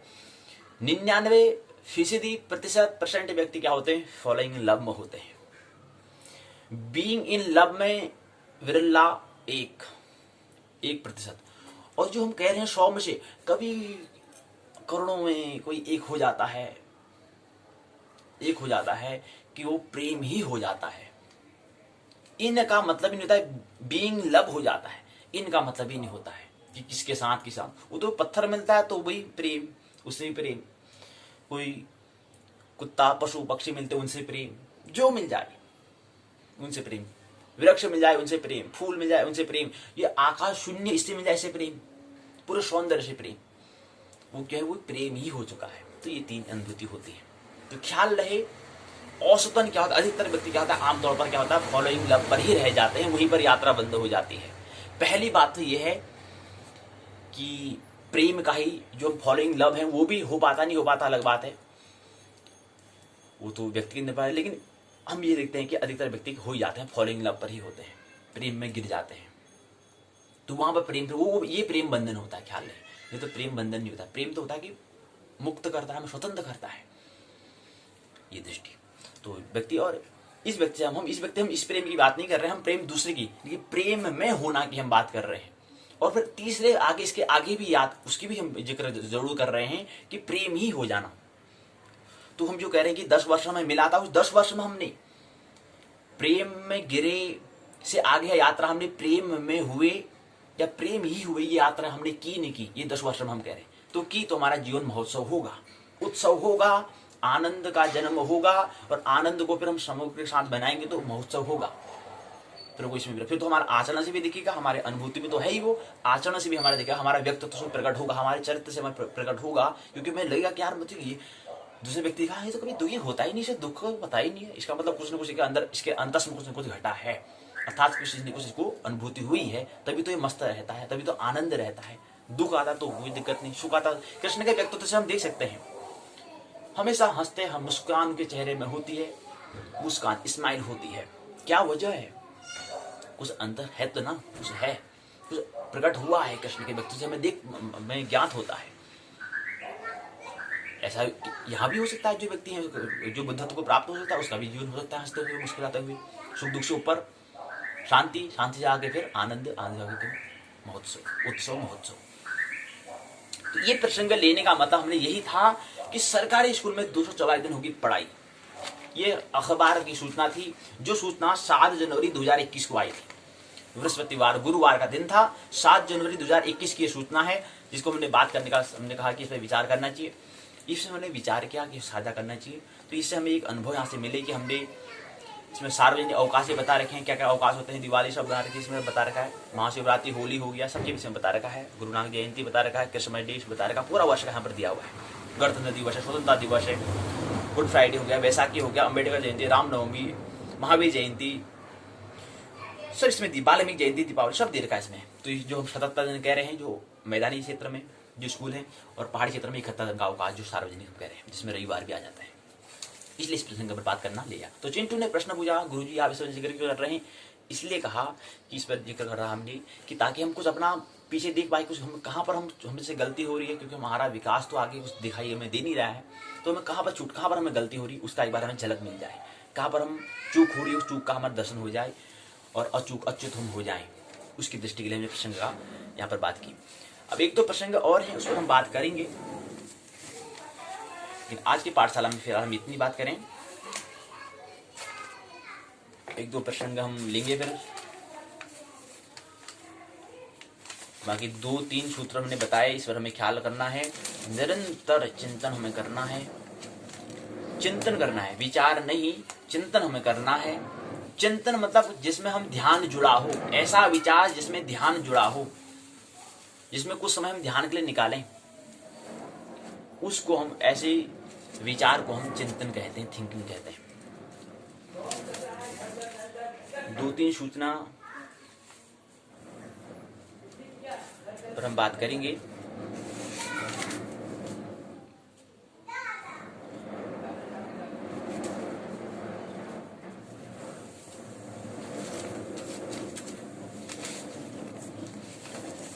चलिए आज की सूचना में इतनी ही बात करते हैं। अब थोड़ा हम बात कर लें, क्योंकि हमने कहा कि आज हम रिवीजन का हम 3 दिवस में पहुंच रहे हैं। तो एक बार में हमने कहा कि जो 20 इकाइयां हैं, इस 20 इकाइयों को एक बार हम संक्षिप्त में देख लें। संक्षिप्त में क्या देखना है कि 20 इकाइयां हैं, 4 खंड दिए गए हैं, जातक शास्त्र परिचय, और हमने कहा कि अब हम प्रश्न क्या केवल हमें प्रश्न 50 प्रश्न हमें तैयार करने हैं। आने वाला जो हमारा सेमीफाइनल मैच होगा उसमें हमें ख्याल किसका रखना होगा, इन 50 प्रश्नों का हमें ख्याल रखना है। जैसे इसमें लिखा है कि जातक शास्त्र परिचय, यहां से केवल हमें एक छोटा प्रश्न एक बड़ा प्रश्न हमें तैयार करना है। और ये हम किसके लिए कर रहे हैं, ये एक अपने आप को जांचने के लिए, परख करने के लिए, जिसमें अब यूओयू वो तो अपना करेगा ही करेगा, वो तो जांचेगा ही कि व्यक्ति मतलब विद्यार्थी पढ़ रहा है नहीं पढ़ रहा है, वो तो करेगा, उसका तो फर्ज है, वो तो करेगा करेगा। लेकिन उससे ज्यादा परम फर्ज हमारा ये बनता है कि हम खुद देखें, क्योंकि हमें आगे हमारा कर्तव्य यही है, हमारा करने योग्य ही हमारा काम ये है, हमारा स्वरूप हमारा स्वभाव ही है, हमारा हुनर ही यही है। तो हम उससे ज्यादा हमें करें। उसमें यूओयू का जो एग्जाम परीक्षा इम्तिहान है वो उसका अगर पास हो जाता तो यूओयू की कृपा, हमारी उससे ज्यादा कोई मतलब नहीं है। हमारा मुख्य उद्देश्य ये है, हमारा स्वाध्याय से मतलब है कि हम इसमें जो हमारे प्रश्न आ रहे हैं, इस जो प्रसंग जो हो रहे हैं, इस प्रसंग में क्या चीज हमें जरूरी है। जैसे इसमें दिया है कि जातक शास्त्र का परिचय। अब जो जातक शास्त्र है उसको परिचय आपको पता होना चाहिए। अब जातक शास्त्र में ज्यादा बहुत सारी बातें अगर आपको समझ में नहीं आती, इतनी बात आपको ख्याल में जरूर समझ लेनी है। जातक और जातक शब्द जो है वो एक जातक एक जातिका, मतलब जातक जो किसी व्यक्ति की हम बात करते हैं ना, हमने कभी ख्याल किया, कभी गौर किया हमने, कहते हैं व्यक्तिगत, हम कहते हैं निजी, हम कहते हैं व्यक्ति, मतलब कहते हैं व्यक्ति में क्या होता है, स्त्री पुरुष दोनों आ जाता है। ऐसे जातक शास्त्र भी, इस जातक शब्द जो हम फिलहाल पुरुष के लिए करते हैं, लेकिन इसका ही जातिका शब्द में स्त्री के लिए हम करते हैं, ये हमें ख्याल नहीं। तो जातक शास्त्र में जातक और जातिका का मतलब था व्यक्ति की हम बात करते हैं। ऐसा शास्त्र ऐसा वहां पर जहां पर हम व्यक्ति के जीवन का जहां पर हम देख रहे, जहां पर उसको हम खोज करते हैं कि उसका जीवन कैसा है, वो जीवन कैसे जी रहा है, उसका जीवन ऐसा क्यों है, वो जातक, वो होरा, वो सही, वो हम फलित ज्योतिष में देखते हैं। ज्योतिष क्या है, एस्ट्रोलॉजी क्या है। एस्ट्रोलॉजी में हमने कहा कि ज्योतिष 3 इसके भाग होते हैं, एक अर्ध अनिवार्य, मध्यक्रम, एक गैर अनिवार्य, एक अनिवार्य, 3 इसके हिस्से होते हैं। ज्योतिष का है मूलतः भविष्य में देखना कि भविष्य में वह क्या हो पाएगा, वो कुछ बन पाएगा नहीं बन पाएगा, उसके जीवन में उत्सव होगा नहीं होगा, उत्सव होगा नहीं होगा जीवन में, उसका रस, उसके जीवन में रसव आएगा नहीं आएगा, रसो वैसव होगा नहीं होगा, उसकी जांच भविष्य में क्या होगा। ये व्यक्ति का जन्म हो चुका है, आज इतनी तारीख को जन्म हुआ, ये आज जन्म इसका हुआ है, अभी तो ये छोटा ही है, लेकिन आगे जब आगे जैसे समय बढ़ेगा तो आगे फिर क्या हो पाएगा, क्या लेके आया है ये, और क्या इसको यहाँ पर उसको निखार पाएगा नहीं निखार पाएगा, ये क्या दिक्कतें आएंगी, उस पूरे का यहाँ पर क्या है, जो व्यक्ति का हम देखते हैं, उसकी जांच परख करते हैं, वो कहाँ करते हैं, जातक शास्त्र, होरा शास्त्र अर्थात फलित ज्योतिष में हम करते हैं। और ज्योतिष के 3 हिस्से हमने कहा कि सिद्धांत, तंत्र, संहिता। सिद्धांत तंत्र, सिद्धांत या तंत्र को बात एक ही है, एक ही भाग के बाद एक ही भाग है। दूसरा है संहिता, तीसरा जातक या होरा या फलित ज्योतिष। तो फलित ज्योतिष में यही प्रयास होता है कि व्यक्ति क्या कर रहा है, उसके जीवन में जो लेके आया है उसको निखार पाएगा नहीं पाएगा, क्या लेके आया है, क्या बनेगा, बन पाएगा नहीं बन पाएगा, ये हो पाएगा नहीं हो पाएगा। इन चीज को पहले आप देखो, आमतौर पर हम देखते हैं कि अभिभावक जो है वो बच्चों पर थोपते हैं, हाँ भाई ये मेरा बेटा है, इसको ये बनना है, इंजीनियर बनना है तो बनना है, ये मेरा बेटा है, इसको इंजीनियर की परीक्षा, इसको इंजीनियर की तैयारी करनी है। नहीं क्यों, मेरा बेटा है, मेरा बेटी है, इसको इंजीनियर बनना है, डॉक्टर बनना है, तो ये क्यों थोप रहे हैं। लेकिन ज्योतिष कहता है कि ये जो आप कह रहे हैं कि इंजीनियर बनना है, किस आधार पर कह रहे हो, आप किस आधार पर कह रहे हो कि मेरा बेटा की इंजीनियर इसकी पढ़ाई करेगा, किस आधार पर आप कह रहे हैं।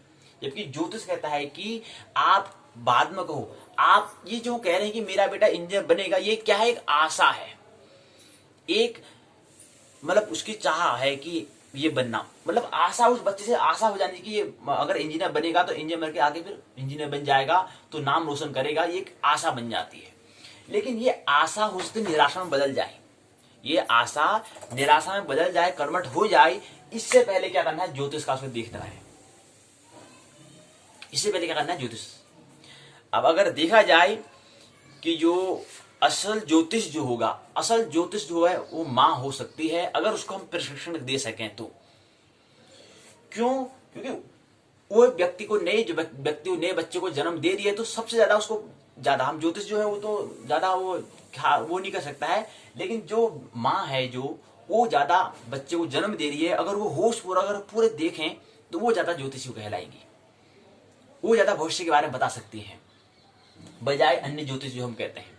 वो तो केवल पुस्तकों के माध्यम से या अनुभूति माध्यम से कहेंगे, वो अलग बात है। लेकिन ज्यादा ज्योतिषी अगर हम उस माँ को अगर कहें कि होश पूर्वक आप रहें, कि जीवन में क्या हो रहा है इस घटनाओं को समझें, तो वो सबसे ज्यादा ज्योतिषी वो जो बताएंगे तो वो ज्यादा तथ्य जो सत्य रहेगा, तथ्यगत रहेगा, सत्य रहेगा, क्योंकि वो ज्यादा निकट है ना, जन्म वहीं से हो रहा है तो उनको ज्यादा पता है अनुभव। लेकिन आप ज्योतिषी हम कह रहे हैं जो सड़क में बैठे हैं तो वो मजाक के लिए हाँ ठीक है कहीं किताब से पढ़ लेंगे, हाँ ऐसा होगा भविष्य में, ठीक है ये, लेकिन उसमें सत्यता की बात बजाय माँ की अपेक्षा उसमें सत्यता कम होगी, ये हमें देखना, उसमें तथ्यगत कम होगा, ऑथेंटिक वो कम होगा। लेकिन चूंकि अभी हमारी ऐसी व्यवस्था है नहीं, ज्योतिष तो हमारा वैसे अंधविश्वास ले चल रहा है भाई, उसमें कोई सबका विश्वास, हालांकि विश्वास है लेकिन फिर भी अंधविश्वास भी उतना ही है इसमें। तिरस्कृत, सर्वाधिक तिरस्कृत विषय है ज्योतिष, सर्वाधिक मान्य, सर्वाधिक तिरस्कृत, दोनों चीजें एक साथ हो रही है इसमें। सर्वाधिक मान्य भी है और सर्वाधिक तिरस्कृत विषय ज्योतिष है। लेकिन एक दूसरे मानते हैं, एक दूसरे नहीं, छोड़ो यार नहीं, तिरस्कार करो उसका। तिरस्कृत और मान्य दोनों चीजें हैं। क्यों? क्योंकि हम इसको अभी हम समाज में इसको पूरा हम इसको ले नहीं पाए हैं, ला नहीं पाए हैं। दूसरा इसको हम इसको लाते हैं विश्वविद्यालय में, प्रारंभ करते हैं ज्योतिष विषय की बात। इसको हम पाठ विद्यालय में क्यों न लाएं, विद्यालय जगत में क्यों न लाएं इस ज्योतिष को? उसके लिए क्या करना पड़ा? उसके लिए हमें क्रांति लानी पड़ेगी, ज्योतिष को विद्यालय जो विषय में हम कह रहे हैं, जहां पर हम कह रहे हैं वहां पर इसको लाया जाए, विद्यालय में लाए, महाविद्यालय में ही नहीं लाना इसको विद्यालय के स्तर पर भी इसको ज्योतिष को लाना है। एक क्रांति ये भी है ज्योतिष में, क्रांति के अंदर एक क्रांति ये भी है कि इसको विद्यालय में लाया जाए। अब तो इसमें जो हम कह रहे हैं कि इसमें व्यक्ति की हम बात करते हैं कि व्यक्ति से आप जो अभिभावक जो हैं, जो माता पिता जो हैं, वो बच्चे से आप थोप रहे हैं कि हाँ यार ये बनना है, इसको यही बनना है, तो ये आशा जो उनने बात दी है, ये जो उनने माया जो हम कह रहे हैं, जो ममत्व जो कर दिया है उनने, इसमें हो सकता है कि आशा निराशा में बदल जाए, और अधिक से अधिक मौका है कि निराशा में बदल जाए, जब तक कि ज्योतिष की दृष्टि में अगर नहीं मिल जाए। या तो ऐसा हो आशा अगर पाल रहे, या तो उनको सत्य के बारे में पूरा दृष्टि हो, सत्य के बारे में पूरा ख्याल हो, सत्य के बारे में ख्याल है नहीं तो पाल दिया, तो फिर आगे निराशा में बदलना ही बदलना है। तो ज्योतिष में काम ये होता है कि जिस दिन व्यक्ति का जन्म हुआ उस दिन प्राथमिक जो नक्षत्र जो तारे जो हमारे हैं उसका एक चित्र बना जाए, उसका एक नक्शा बना दिया जाए। उस नक्शे के आधार पर फिर आगे उसके भविष्य में घटनाएं क्या होंगी उसके बारे में अवगत करा दिया जाए अभिभावक को, माता पिता को। फिर उस हिसाब से जो माता पिता हैं उनको कह दिया जाए कि पहली बात तो यह है, दो सूत्र तो ये ख्याल में रखने होते हैं, सा विद्याया विमुक्तये। आप जब भी इसको, अभी तो छोटा है कोई दिक्कत नहीं, अभी आपको उसका पालन पोषण करना है कोई दिक्कत नहीं, लेकिन जैसे आगे बढ़ेगा फिर इसको विद्यालय में जाएगा तो विद्यालय में आपको क्या करना है, सच्ची विद्या तो घर में ही होती है, और विद्या वह होगी जो क्या करे, विमुक्त करे, जो मुक्त करे, जो स्वतंत्र करे। और आप क्या करेंगे, परतंत्र बना रहे हो, उसको बंधन में बना रहे हो, तो कभी फिर वो उसमें आगे कोई हम जो महोत्सव की बात कर रहे हैं वो नहीं हो सकता है। तो पहली बात एक ख्याल में रखना है कि उसको क्या करना है, मुक्त करना है, स्वतंत्र करना है, कहना है कि आप ठीक, आपको जो बनना है वो आपका निर्णय है। हमारा ये निर्णय था कि आपको ये करना चाहिए, लेकिन स्वतंत्र आप हैं, आपको जो लगे वो आप करें। तो ये मिलेगा तो जीवन में रस आएगा। लेकिन ये दृष्टि कैसे आएगी, ये जो हम गृहस्थ जीवन में कह रहे हैं ये दृष्टि कैसे आएगी? ये दृष्टि लाने के लिए हमें क्या करना पड़ेगा, पहले ज्योतिष में कुछ क्रांति करनी पड़ेगी, ज्योतिष को जन जन तक ये बात पहुंचानी होगी कि ज्योतिष में क्या है, इसमें भविष्य में, इसमें विश्वास तो है, सभी लोग इसको जान तो रहे हैं, लेकिन इसको भी समझ नहीं पाए हैं। इसको समझो कि इसमें है होता क्या है। क्यों? क्योंकि ज्योतिष के 3 हिस्से हमने कहा कि अनिवार्य जगत, जो इसेंशियल जगत में जाओगे तो वहां पर आपको, वहां पर पूरा सब व्यवस्थित होता है। हमने ये भी कहा था कि कोई भी दुर्घटना जो होती है, जो हमें दुर्घटना कहते हैं, जो हम एक्सीडेंट कहते हैं, वो भी एक्सीडेंट नहीं होता है, ख्याल नहीं। बताओ, जो हमें दुर्घटना लग रही है वो भी दुर्घटना नहीं होती है, और हम कह रहे हैं और हमको लगती है दुर्घटना, हम उसको दुर्घटना कहते हैं। घटना तो होती है, उसको दुर्घटना हम कहते हैं। वो दुर्घटना क्यों कहते हैं? क्योंकि उस बारे में कुछ पता नहीं है। लेकिन ज्योतिष के अगर अनिवार्य जगत में जिस दिन हम प्रवेश कर जाते हैं, तो वो जो घटना होगी, उस घटना का भी हमें पता, हिसाब रहेगा। अच्छा, इस दिन ये घटना होने वाली है, तो उसके लिए हम तैयार रहेंगे, उसके लिए हम समर्पण करेंगे, सौंपेंगे। वो ज्योतिष का तीसरा हिस्सा है। उसमें बहुत ज्यादा होश पूर्वक, होश की आवश्यकता होती है, अवेयरनेस की आवश्यकता होती है, बहुत ज्यादा हमें जागरूक होने की आवश्यकता होती है उस जगत में प्रवेश करने के लिए। लेकिन कहाँ, हम तो जो गैर अनिवार्य वही जगत में, वही हिस्से में अटक जाते हैं, वहीं पर हमारी यात्रा विराम हो जाती है, हमारी यात्रा वहीं पर रुक जाती है। जन्म की कोई, अगर वही मृत्यु की बात करें, बड़ा बड़ा भय आता है, मृत्यु छोड़ो, भागो भागो भागो मृत्यु से। तो भाई, और जहां पर जन्म मृत्यु जो है वो ज्योतिष का अर्ध अनिवार्य सीमी संचल जगत की बात हो रही हो, तो आगे अनिवार्य जगत में आप कैसे जाइएगा? वहां पर प्रवेश करने के लिए आपको अर्ध अनिवार्य जगत से जाना होगा, उसको बात को समझना होगा। और यहाँ पर अर्ध अनिवार्य जगत में जब समझेंगे, यहाँ पर जो कदम आप उठाएंगे वही फिर अनिवार्य जगत में बड़ा काम का होगा। वहां पर इस कदम में आप कौन सा, 2 कदम से 1 कदम आपको उठाना है, जो कदम उठाएंगे वो कदम फिर आपके लिए वहां पर काम आएगा। यहाँ पर अगर आप जन्म मृत्यु को समझना, जो ज्योतिष का जो दूसरा हिस्सा कह रहे हैं, अर्ध अनिवार्य सेमी संचल कह रहे हैं, यहाँ पर कौन सा हमने कदम उठाया, ये बड़ा महत्वपूर्ण कदम होता है, वो अनिवार्य जगत के लिए काम करेगा। तो ये करना है कि इसका जीवन कैसा होगा। तो ये जातक शास्त्र परिचय जो नाम की जो इकाई है, इसमें यही हमें समझना है कि जातक शास्त्र में हम व्यक्ति की जो हम लालसा, जो हम आशाएं, जो हम इच्छाएं, जो हम धारणाएं, हम जो कह रहे हैं कि ये होगा, ये बनेगा, नहीं बनेगा, इसको तुम बाद में पालना। पहले आप कुछ अनिवार्य जगत समझो, इसका नक्शा जो बना है, इस नक्शे को समझो कि इसमें 12 भाव होते हैं। 12 भावों को 12 स्थान या कोष्टक कहते हैं। इनमें जो ग्रह होगा, जो इस ग्रह में जो राशि होगी, उसके आधार पर एक तल पर, हालांकि ज्योतिष का एक ही तल है, ख्याल रहे, एक आयाम है ज्योतिष के, नक्षत्र की हम जो बात कर रहे हैं। अगर ये नक्षत्र है, ये अगर ऐसी स्थिति है तो जीवन में ये कर पाएगा, तो उस पर आप व्यर्थ की आशा पाल रहे हैं कि चिकित्सक बनेगा, डॉक्टर बनेगा। इसमें जो इसका जो नक्शा बना है, इसका ये तो वैज्ञानिक बनने का है, डॉक्टर बनने की बात नहीं। ये तो इसमें तो वैज्ञानिक बनने की कला है। ये तो इसमें साधु बनेगा और आप कह रहे हैं कि डॉक्टर बनेगा, कैसे बन जाएगा? इसमें तो साधु के गुण देखते हैं, इसमें तो संत के गुण देखते हैं, और आप कह रहे हैं कि चिकित्सक बनाऊंगा, डॉक्टर बनाऊंगा, इंजीनियर बनाऊंगा। तो बनाओ, फिर आप जीवन को बनाओ और अपना दुखी। क्योंकि अनिवार्य क्या है, अनिवार्य इसमें ये आधार पर हम कह रहे हैं कि इसमें तो इसकी जो कौशल हुनर है, उसका हुनर ये है कि आगे क्या बनेगा, साधु संत बनेगा। लेकिन आप कह रहे हैं कि वो बनेगा, चिकित्सक बनेगा या इंजीनियर बनेगा, तो दोनों में विरोधाभास हो चुका है। बाकी अगर ये बात अगर अनिवार्य जगत में वो व्यक्ति को जो माता पिता जो कह रहे हैं वो समझ जाए, तो व्यर्थ में फिर उसको वही बनाने का प्रयास करेगा, फिर उसको भजन कीर्तन का ही अनुभव देगा, फिर उसी से उसका जीवन आगे बनने वाला है, क्योंकि उसका हुनर, उसका स्किल वही है। इसलिए तो इस तरह की जो बातें, और ख्याल रहिए जो नक्षत्र की जो बात करें, ये एक ही आयाम है। फिर आगे आता है कि हाथ की रेखाएं आती है, माथे की जो रेखाएं ये आती हैं, पैर की रेखाएं आती हैं, हमारा शरीर कैसा है, हमारे बोलना जो हमारा ये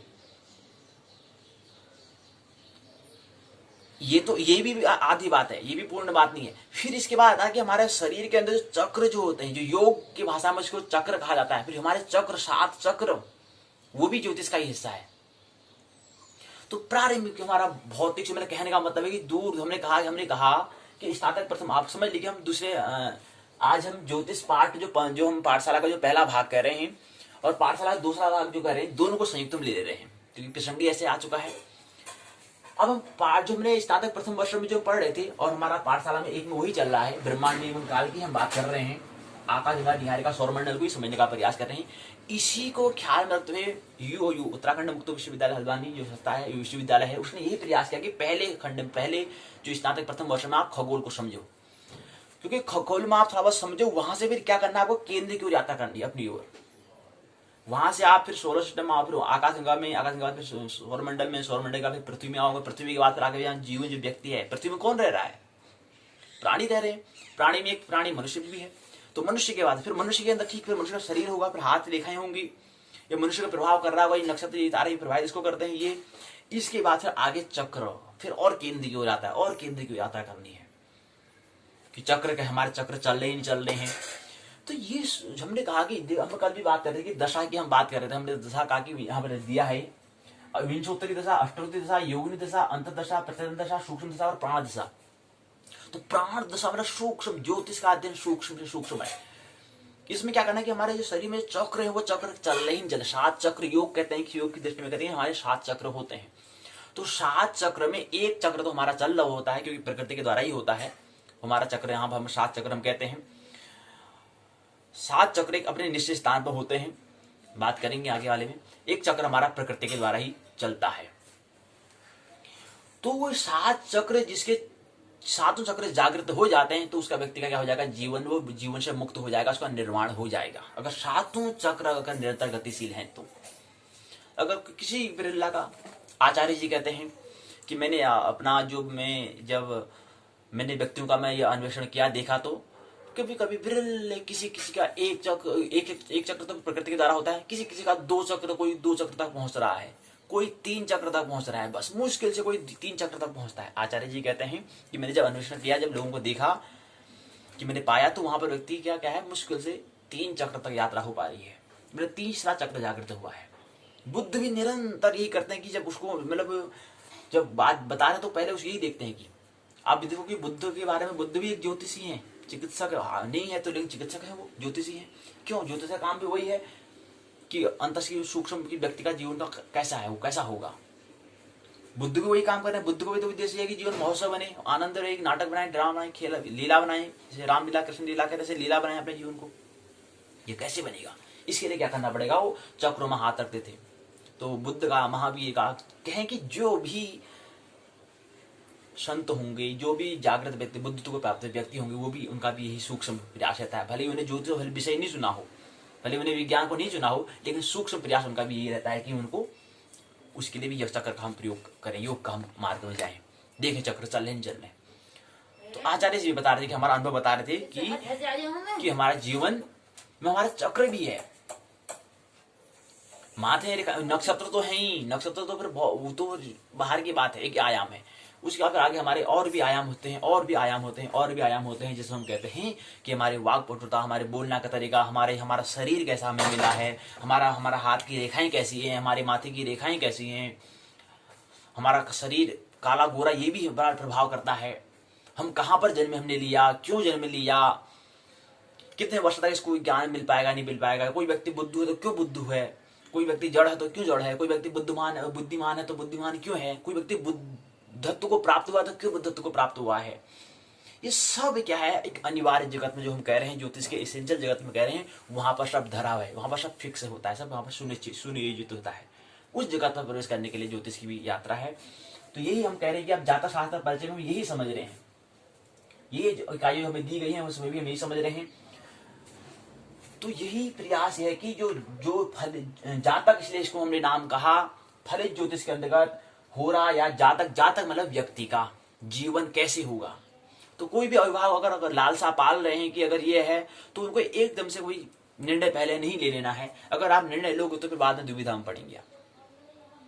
दुविधा में क्यों पड़ना है, क्योंकि सबसे पहले सत्यता की खोज करनी है कि ये चीज वाकई में जो मैं कह रहा हूं इसके अंदर ये है या नहीं, ये इस चीज के होने के लिए आया ही नहीं आया, पहले इसकी जांच करना अनिवार्य है। इसकी जांच के लिए अनिवार्य एक ज्योतिष एक माध्यम हो सकता है, शिक्षा के माध्यम में ज्योतिष भी एक माध्यम है। शिक्षा एक माध्यम है जिससे हम कह सकते हैं कि हाँ, इसमें कह सकते हैं कि हाँ, व्यक्ति आगे जीवन में इसको यही करना है तो यही फिर आप व्यर्थ का अगर कोई व्यक्ति कहता है हाँ इसको इंजीनियर बना, तो 10 साल 3-4 साल में इंजीनियर की पढ़ाई में कराई, वहां पर समय व्यतीत कराया, फिर बाद में उसने छोड़ दिया, पूरा पढ़ाई सब पर पैसा लगाया, लेकिन उसने कहा काम नहीं कर रहा हूं मैं, तब क्या कर लेंगे, आशा में निराशा में बदल गया। भूल आपकी भी है, क्योंकि आपने पहले अनिवार्य जगत में प्रवेश करने का, एसेंशियल जगत में प्रवेश करने का प्रयास आपने किया नहीं, आपने ऐसे ही कर दिया हाँ ठीक है भाई बनना है। तो ये फिर क्या है, दुविधा, जीवन फिर यहीं से दुख का जन्म होता है, यहीं से दुखालय हो जाता है जीवन, फिर दुख का आलय, दुख का घर बन जाता है। और हम देखते हैं कि दाम्पत्य जीवन क्या है, बड़ा रसो वैसव, बड़ा महोत्सव भी नहीं हो पाया है। तो अगला क्रांति ज्योतिष के अंदर दाम्पत्य जीवन में भी क्या है क्रांति, दाम्पत्य जीवन कैसे, उसमें भी एक पहल कि कैसे जीवन महोत्सव बने, दाम्पत्य जीवन, गृहस्थ जीवन कैसे महोत्सव बने। इसमें भी हमारा एक प्रयास, इसमें भी क्रांति का हमें करना है, वो ज्योतिष के अंतर्गत करना है। तो ये जो जातक शास्त्र परिचय हम जो कह रहे हैं, इसमें हमें ये परिचय हमें ये हुआ, यही हमने परिचय होना है कि हमें क्या करना है। ये हमने बात समझ ली कि जातक में क्या होता है कि व्यक्ति का जातक, अब शब्द इस ज्योतिष भाषा में है। जातक मतलब व्यक्ति, मतलब पुरुष की हम बात करते हैं, जाति का मतलब स्त्री की हम बात करेंगे, ये सूचक है। तो यहाँ पर जैसे व्यक्ति को कहते हैं, व्यक्तियां नहीं कहते हम, या व्यक्ति शब्द कहते हैं, तो एक मध्य की हम बात करते हैं। इस हिसाब से यहाँ पर जातक, तो आगे पे अगर कोई स्त्री होगी तो जातिका हम कहेंगे। तो लेकिन यहाँ पर जातक शब्द इसलिए कह रहे हैं क्योंकि आमतौर पर हम शब्द का हमारा एक भाषा का भी अलग अलग होता है कि शब्द भी क्या होता है, स्त्री और पुरुष का हम प्रयोग करते हैं। कोई शब्द यहाँ पर पुरुष शब्द नामक है क्योंकि पौरुषता का, पौरुष का यहाँ पर शब्द लिया गया है। पौरुष से ही विज्ञान का जन्म होता है, इसलिए यहाँ पर जातक शब्द लिया है। दूसरा नाम होरा भी होता है इसका नाम। ये फलित ज्योतिष के अंदर हम समझते हैं, ज्योतिष के तीसरे हिस्से में समझते हैं। तो पहली इकाई जातक शास्त्र परिचय, दूसरी इकाई राशिशील। तो ये चीज हमें नक्षत्रों के माध्यम से, एक आयाम से हमें समझना है कि ये नक्षत्र यहाँ पर है, इनका ये योग हो रहा है, ये इनकी मैत्री हो रही है, तो ये इसकी मैत्री में ये बन पाएगा। आप इस तरह की आशा करें और इस तरह की इसकी जो हुनर है इसी में आपका सहयोग कर दें तो सही उचित रहेगा, नहीं तो आशा निराशा मिल जाएगी और व्यर्थ फिजूल हो जाएगा। तो आप इंजीनियर बनाने के प्रयास कर रहे हैं, वो इंजीनियर नहीं बनेगा। वो इंजीनियर की कुशलता को, कौशलता को, स्किल को लेकर नहीं आया है, वो उस चीज के लिए नहीं बना है। वो किस लिए बना है, वो उस नक्षत्र की जो स्थिति, जो नक्शा बना है उसके आधार पर कहेंगे, वो जो बना होगा उसके आधार पर हम कहेंगे। अगर इस चीज को दृष्टि में ख्याल रखते हुए अगर जो अभिभावक जो है बच्चों पर, अपने जो नई पीढ़ी है उस पर ख्याल रखें। और दूसरा जीवन ये भी है कि नई और प्रौढ़ पीढ़ी में भी क्या बड़ा थोड़ा सोचने विचारनीय बात है कि जो प्रौढ़ पीढ़ी है वो सोचते कि नई पीढ़ी मेरे तरह चले, और नई पीढ़ी सोचती कि मेरे तरह चले प्रौढ़ पीढ़ी। और यहाँ पर मिड पीढ़ी को तो भी था, जो मध्य में जो है उसको भी था ख्याल रखना है कि दोनों का सहयोग हमें करना है। कि जो हम कह रहे हैं कि जो प्रौढ़ पीढ़ी है उसका भी हमें सहयोग लेना है, और जो हमारा जो प्रौढ़ पीढ़ी, जो हमारी नई पीढ़ी है उसका भी हमें सहयोग लेना है। दोनों का सहयोग से आगे विकास में करना होता है, आगे हमें चलना होता है। और दूसरा हमने कहा कि ज्योतिष में दृष्टि में बता रहे हैं, क्योंकि अब ज्योतिष की दृष्टि के अंदर जातक शास्त्र आता है। ज्योतिष में क्या है, ज्योतिष में दोनों प्रक्रियाएं हो रही हैं कि जो भविष्य वो हमें आगे से खींच रहा है, अतीत जो हमें पीछे धक्का दे रहा है। ये दृष्टि ज्योतिष की है। ये दृष्टि, ये जो दर्शन है, जो देखने का नजरिया है, एटीट्यूड है, ये ज्योतिष का यही एटीट्यूड, यही नजरिया है कि ज्योतिष में जो भविष्य जो है वो भविष्य आगे की ओर हमें खींच रहा है, और पीछे से क्या है, अतीत हमें धक्का दे रहा है। तो तब जाके दोनों में क्या होता है, आगे हमारा वर्तमान बन पाता है, व्यक्तित्व बन पाता है। तो जातक शास्त्र पहली इकाई। दूसरी इकाई में राशिशील। राशि क्या होती है, राशि हमने कहा तारों के समूह, इनकी ढेर की हम बात करते हैं, ढेर समूह को कहते हैं। उसका शील क्या है, यह दूसरी इकाई में हमने समझा। तीसरी इकाई में भाव विचार, भाव मैंने होता है स्थान, उनके बारे में विचार हमने किया। चौथी इकाई में कारक विमर्श, हमने कहा कार्य को करने वाला जो जनक होता है उसको हम कारक कहते हैं। एक कारक होता है, आगे आने वाले समय में हम मारक को भी समझेंगे, बाधक को भी समझेंगे। अभी हमें केवल प्रसंग जो पाठ्यक्रम जो दर्ज है केवल कारक के बारे में जिक्र किया है, तो कारक के बारे में विमर्श हमने किया था पहले खंड की चौथे इकाई में। फिर दूसरे खंड के पहली इकाई, जो दूसरे खंड का नाम गिरह विचार था। पहली इकाई गिरह का शुभ अशुभ तत्व, दूसरी इकाई गिरह बल था, गिरोह का बल क्या होता है, गिरोह शुभ अशुभ के बारे में हमने समझा। उसके बाद तीसरी इकाई में भाव बल, भाव का बल क्या होता है, स्थान का बल क्या होता है, ये हमने देखा। चौथे में दृष्टि विचार, हमने दृष्टि की बात करी, जो गिरोह होती है उनकी दृष्टि से क्या होता है। पांचवें में हमने ग्रह मैत्री, ग्रहों की जो मित्रता मैत्री क्या है इसको हमने समझने का प्रयास किया। इसी क्रम में फिर तीसरे खंड में हम प्रवेश किए। पहला जो इकाई पंचांग फल, दूसरा भाव स्थिर ग्रह बल, तीसरा भावेश फल, भाव स्थिर ग्रह बल था दूसरा इकाई, तीसरी भावेश फल, तीसरा भावेश फल, चौथा द्विग्रह आदि योग फल, पांचवा दृष्टि फल। ये 5 इकाई फलादेश तृतीय खंड में। चौथे खंड में था दशाफल विचार। पहली इकाई विंशोत्तरी दशाफल 120 वर्ष की जो होती है ऐसी दशा, दूसरी अष्टोत्तरी दशा 108 वर्ष की जो होती है, योगिनी दशा 36 वर्ष की जो होती है तीसरे इकाई में समझा। चौथे इकाई में अंत दशाफल समझा, पांचवें प्रत्यंत दशाफल समझा, छठे में सूक्ष्म दशाफल हमको समझा। तो इस तरह से हमने 20 इकाइयों को समझा। तो कल की पाठशाला में हम एक परीक्षण, एक टेस्ट हम करेंगे, उसका आयोजन करेंगे। हमने कहा था कि 7 प्रश्न हम लेंगे। 7 प्रश्न में से हमने कहा कि हमने एक अति लघु होगा और एक लघु प्रश्न होगा, 2 खंड होगा। थोड़ा जांच करना है कि हमको बात समझ में आ रही नहीं आ रही है। चर्चा जो हम कर रहे हैं वो चर्चा हमें समझ में आ रही नहीं आ रही, ख्याल में आ रही नहीं आ रही, उसके लिए परीक्षण हम कर लेंगे। तो 7 प्रश्न होंगे, छोटे 1 अंक के 4 प्रश्न अति लघु उत्तरीय खंड में पूछा जाएगा पहले खंड में। दूसरे खंड में लघु उत्तरीय प्रश्न होगा, 3 प्रश्न पूछे जाएंगे, 2-2 अंक का होगा, 3 दूना 6 और 6 और 4 का योग से 10 अंक का पूर्णांक का टेस्ट हम करेंगे, परीक्षण करेंगे। कल आयोजन उसका हो जाएगा, कल उसका आयोजन हम करेंगे। कल उसका समय आ चुका है, 16 जनवरी कल हो चुकी है, 16 यानी कल अंतिम दिन हो जाएगा। कल की जो हम पाठशाला कह रहे हैं वो अंतिम, जो हम पहला क्वार्टर फाइनल मैच जो हम कह रहे हैं उसके अंतर्गत ज्योतिष का जो पहला प्रश्न पत्र, स्नातक द्वितीय वर्ष का जो पहला प्रश्न पत्र, जातक शास्त्र और फलादि सिद्धांत नामक जो द्वितीय वर्ष का जो पहला प्रश्न पत्र जो है ज्योतिष विषय का, वो पूर्ण हो जाएगा। कल अंतिम पाठशाला रहेगी और पहला खंड है, पहला हम वर्तुल कह रहे हैं, सेमी क्वार्टर फाइनल मैच जो कह रहे हैं वो उसका अंतिम दिन कल रहेगा। उसके बाद हम जो हमारा जो पहले तो 6 विषयों को हम लेंगे, 6 प्रश्न पत्र को लेंगे, यानी कि ज्योतिष के भी 2 होंगे, मनोविज्ञान के भी 2 होंगे और संस्कृत साहित्य के भी 2-2 होंगे। तो दोनों को पहले हम एक भाग में लेंगे, अर्थात सेमीफाइनल मैच में लेंगे, क्वार्टर फाइनल मैच में लेंगे। फिर दूसरा मैच होगा, ये 100 दिन का, ऐसे ही फिर हमने बताया, फिर 25 दिन का होगा, फिर 25 दिन का होगा, फिर 30 दिन का होगा। इस तरह से 4 भागों में हमारे क्या चलेगी पाठशाला, पाठ्यक्रम, पाठ्य चर्चा वाली जो भाग, जो पाठशाला का जो दूसरा भाग है वो चलेगा। तो पहला प्रश्न जो पहला जो विषय हम कह रहे हैं, यानी कि ऐसे अभी 5 प्रश्न पत्र और हैं, 6 प्रश्न पत्र होते हैं, 3 विषय के 2-2 भाग कर रहे हुए हैं, तो 6 प्रश्न पत्र होंगे। तो पहला प्रश्न पत्र जो होगा कल के अंतिम दिन रहेगा, ये हमें ख्याल रहे। बाकी शेष हमने बात की कि ज्योतिष पाठ का जो पाठशाला का जो पहला भाग है उसमें भी हमने आज इस चीज पर हम बात कर ली है, संयुक्त हमने बात कर ली है, क्योंकि हमने कहा था कि स्नातक प्रथम वर्ष की हम यहाँ पर बात कर रहे हैं।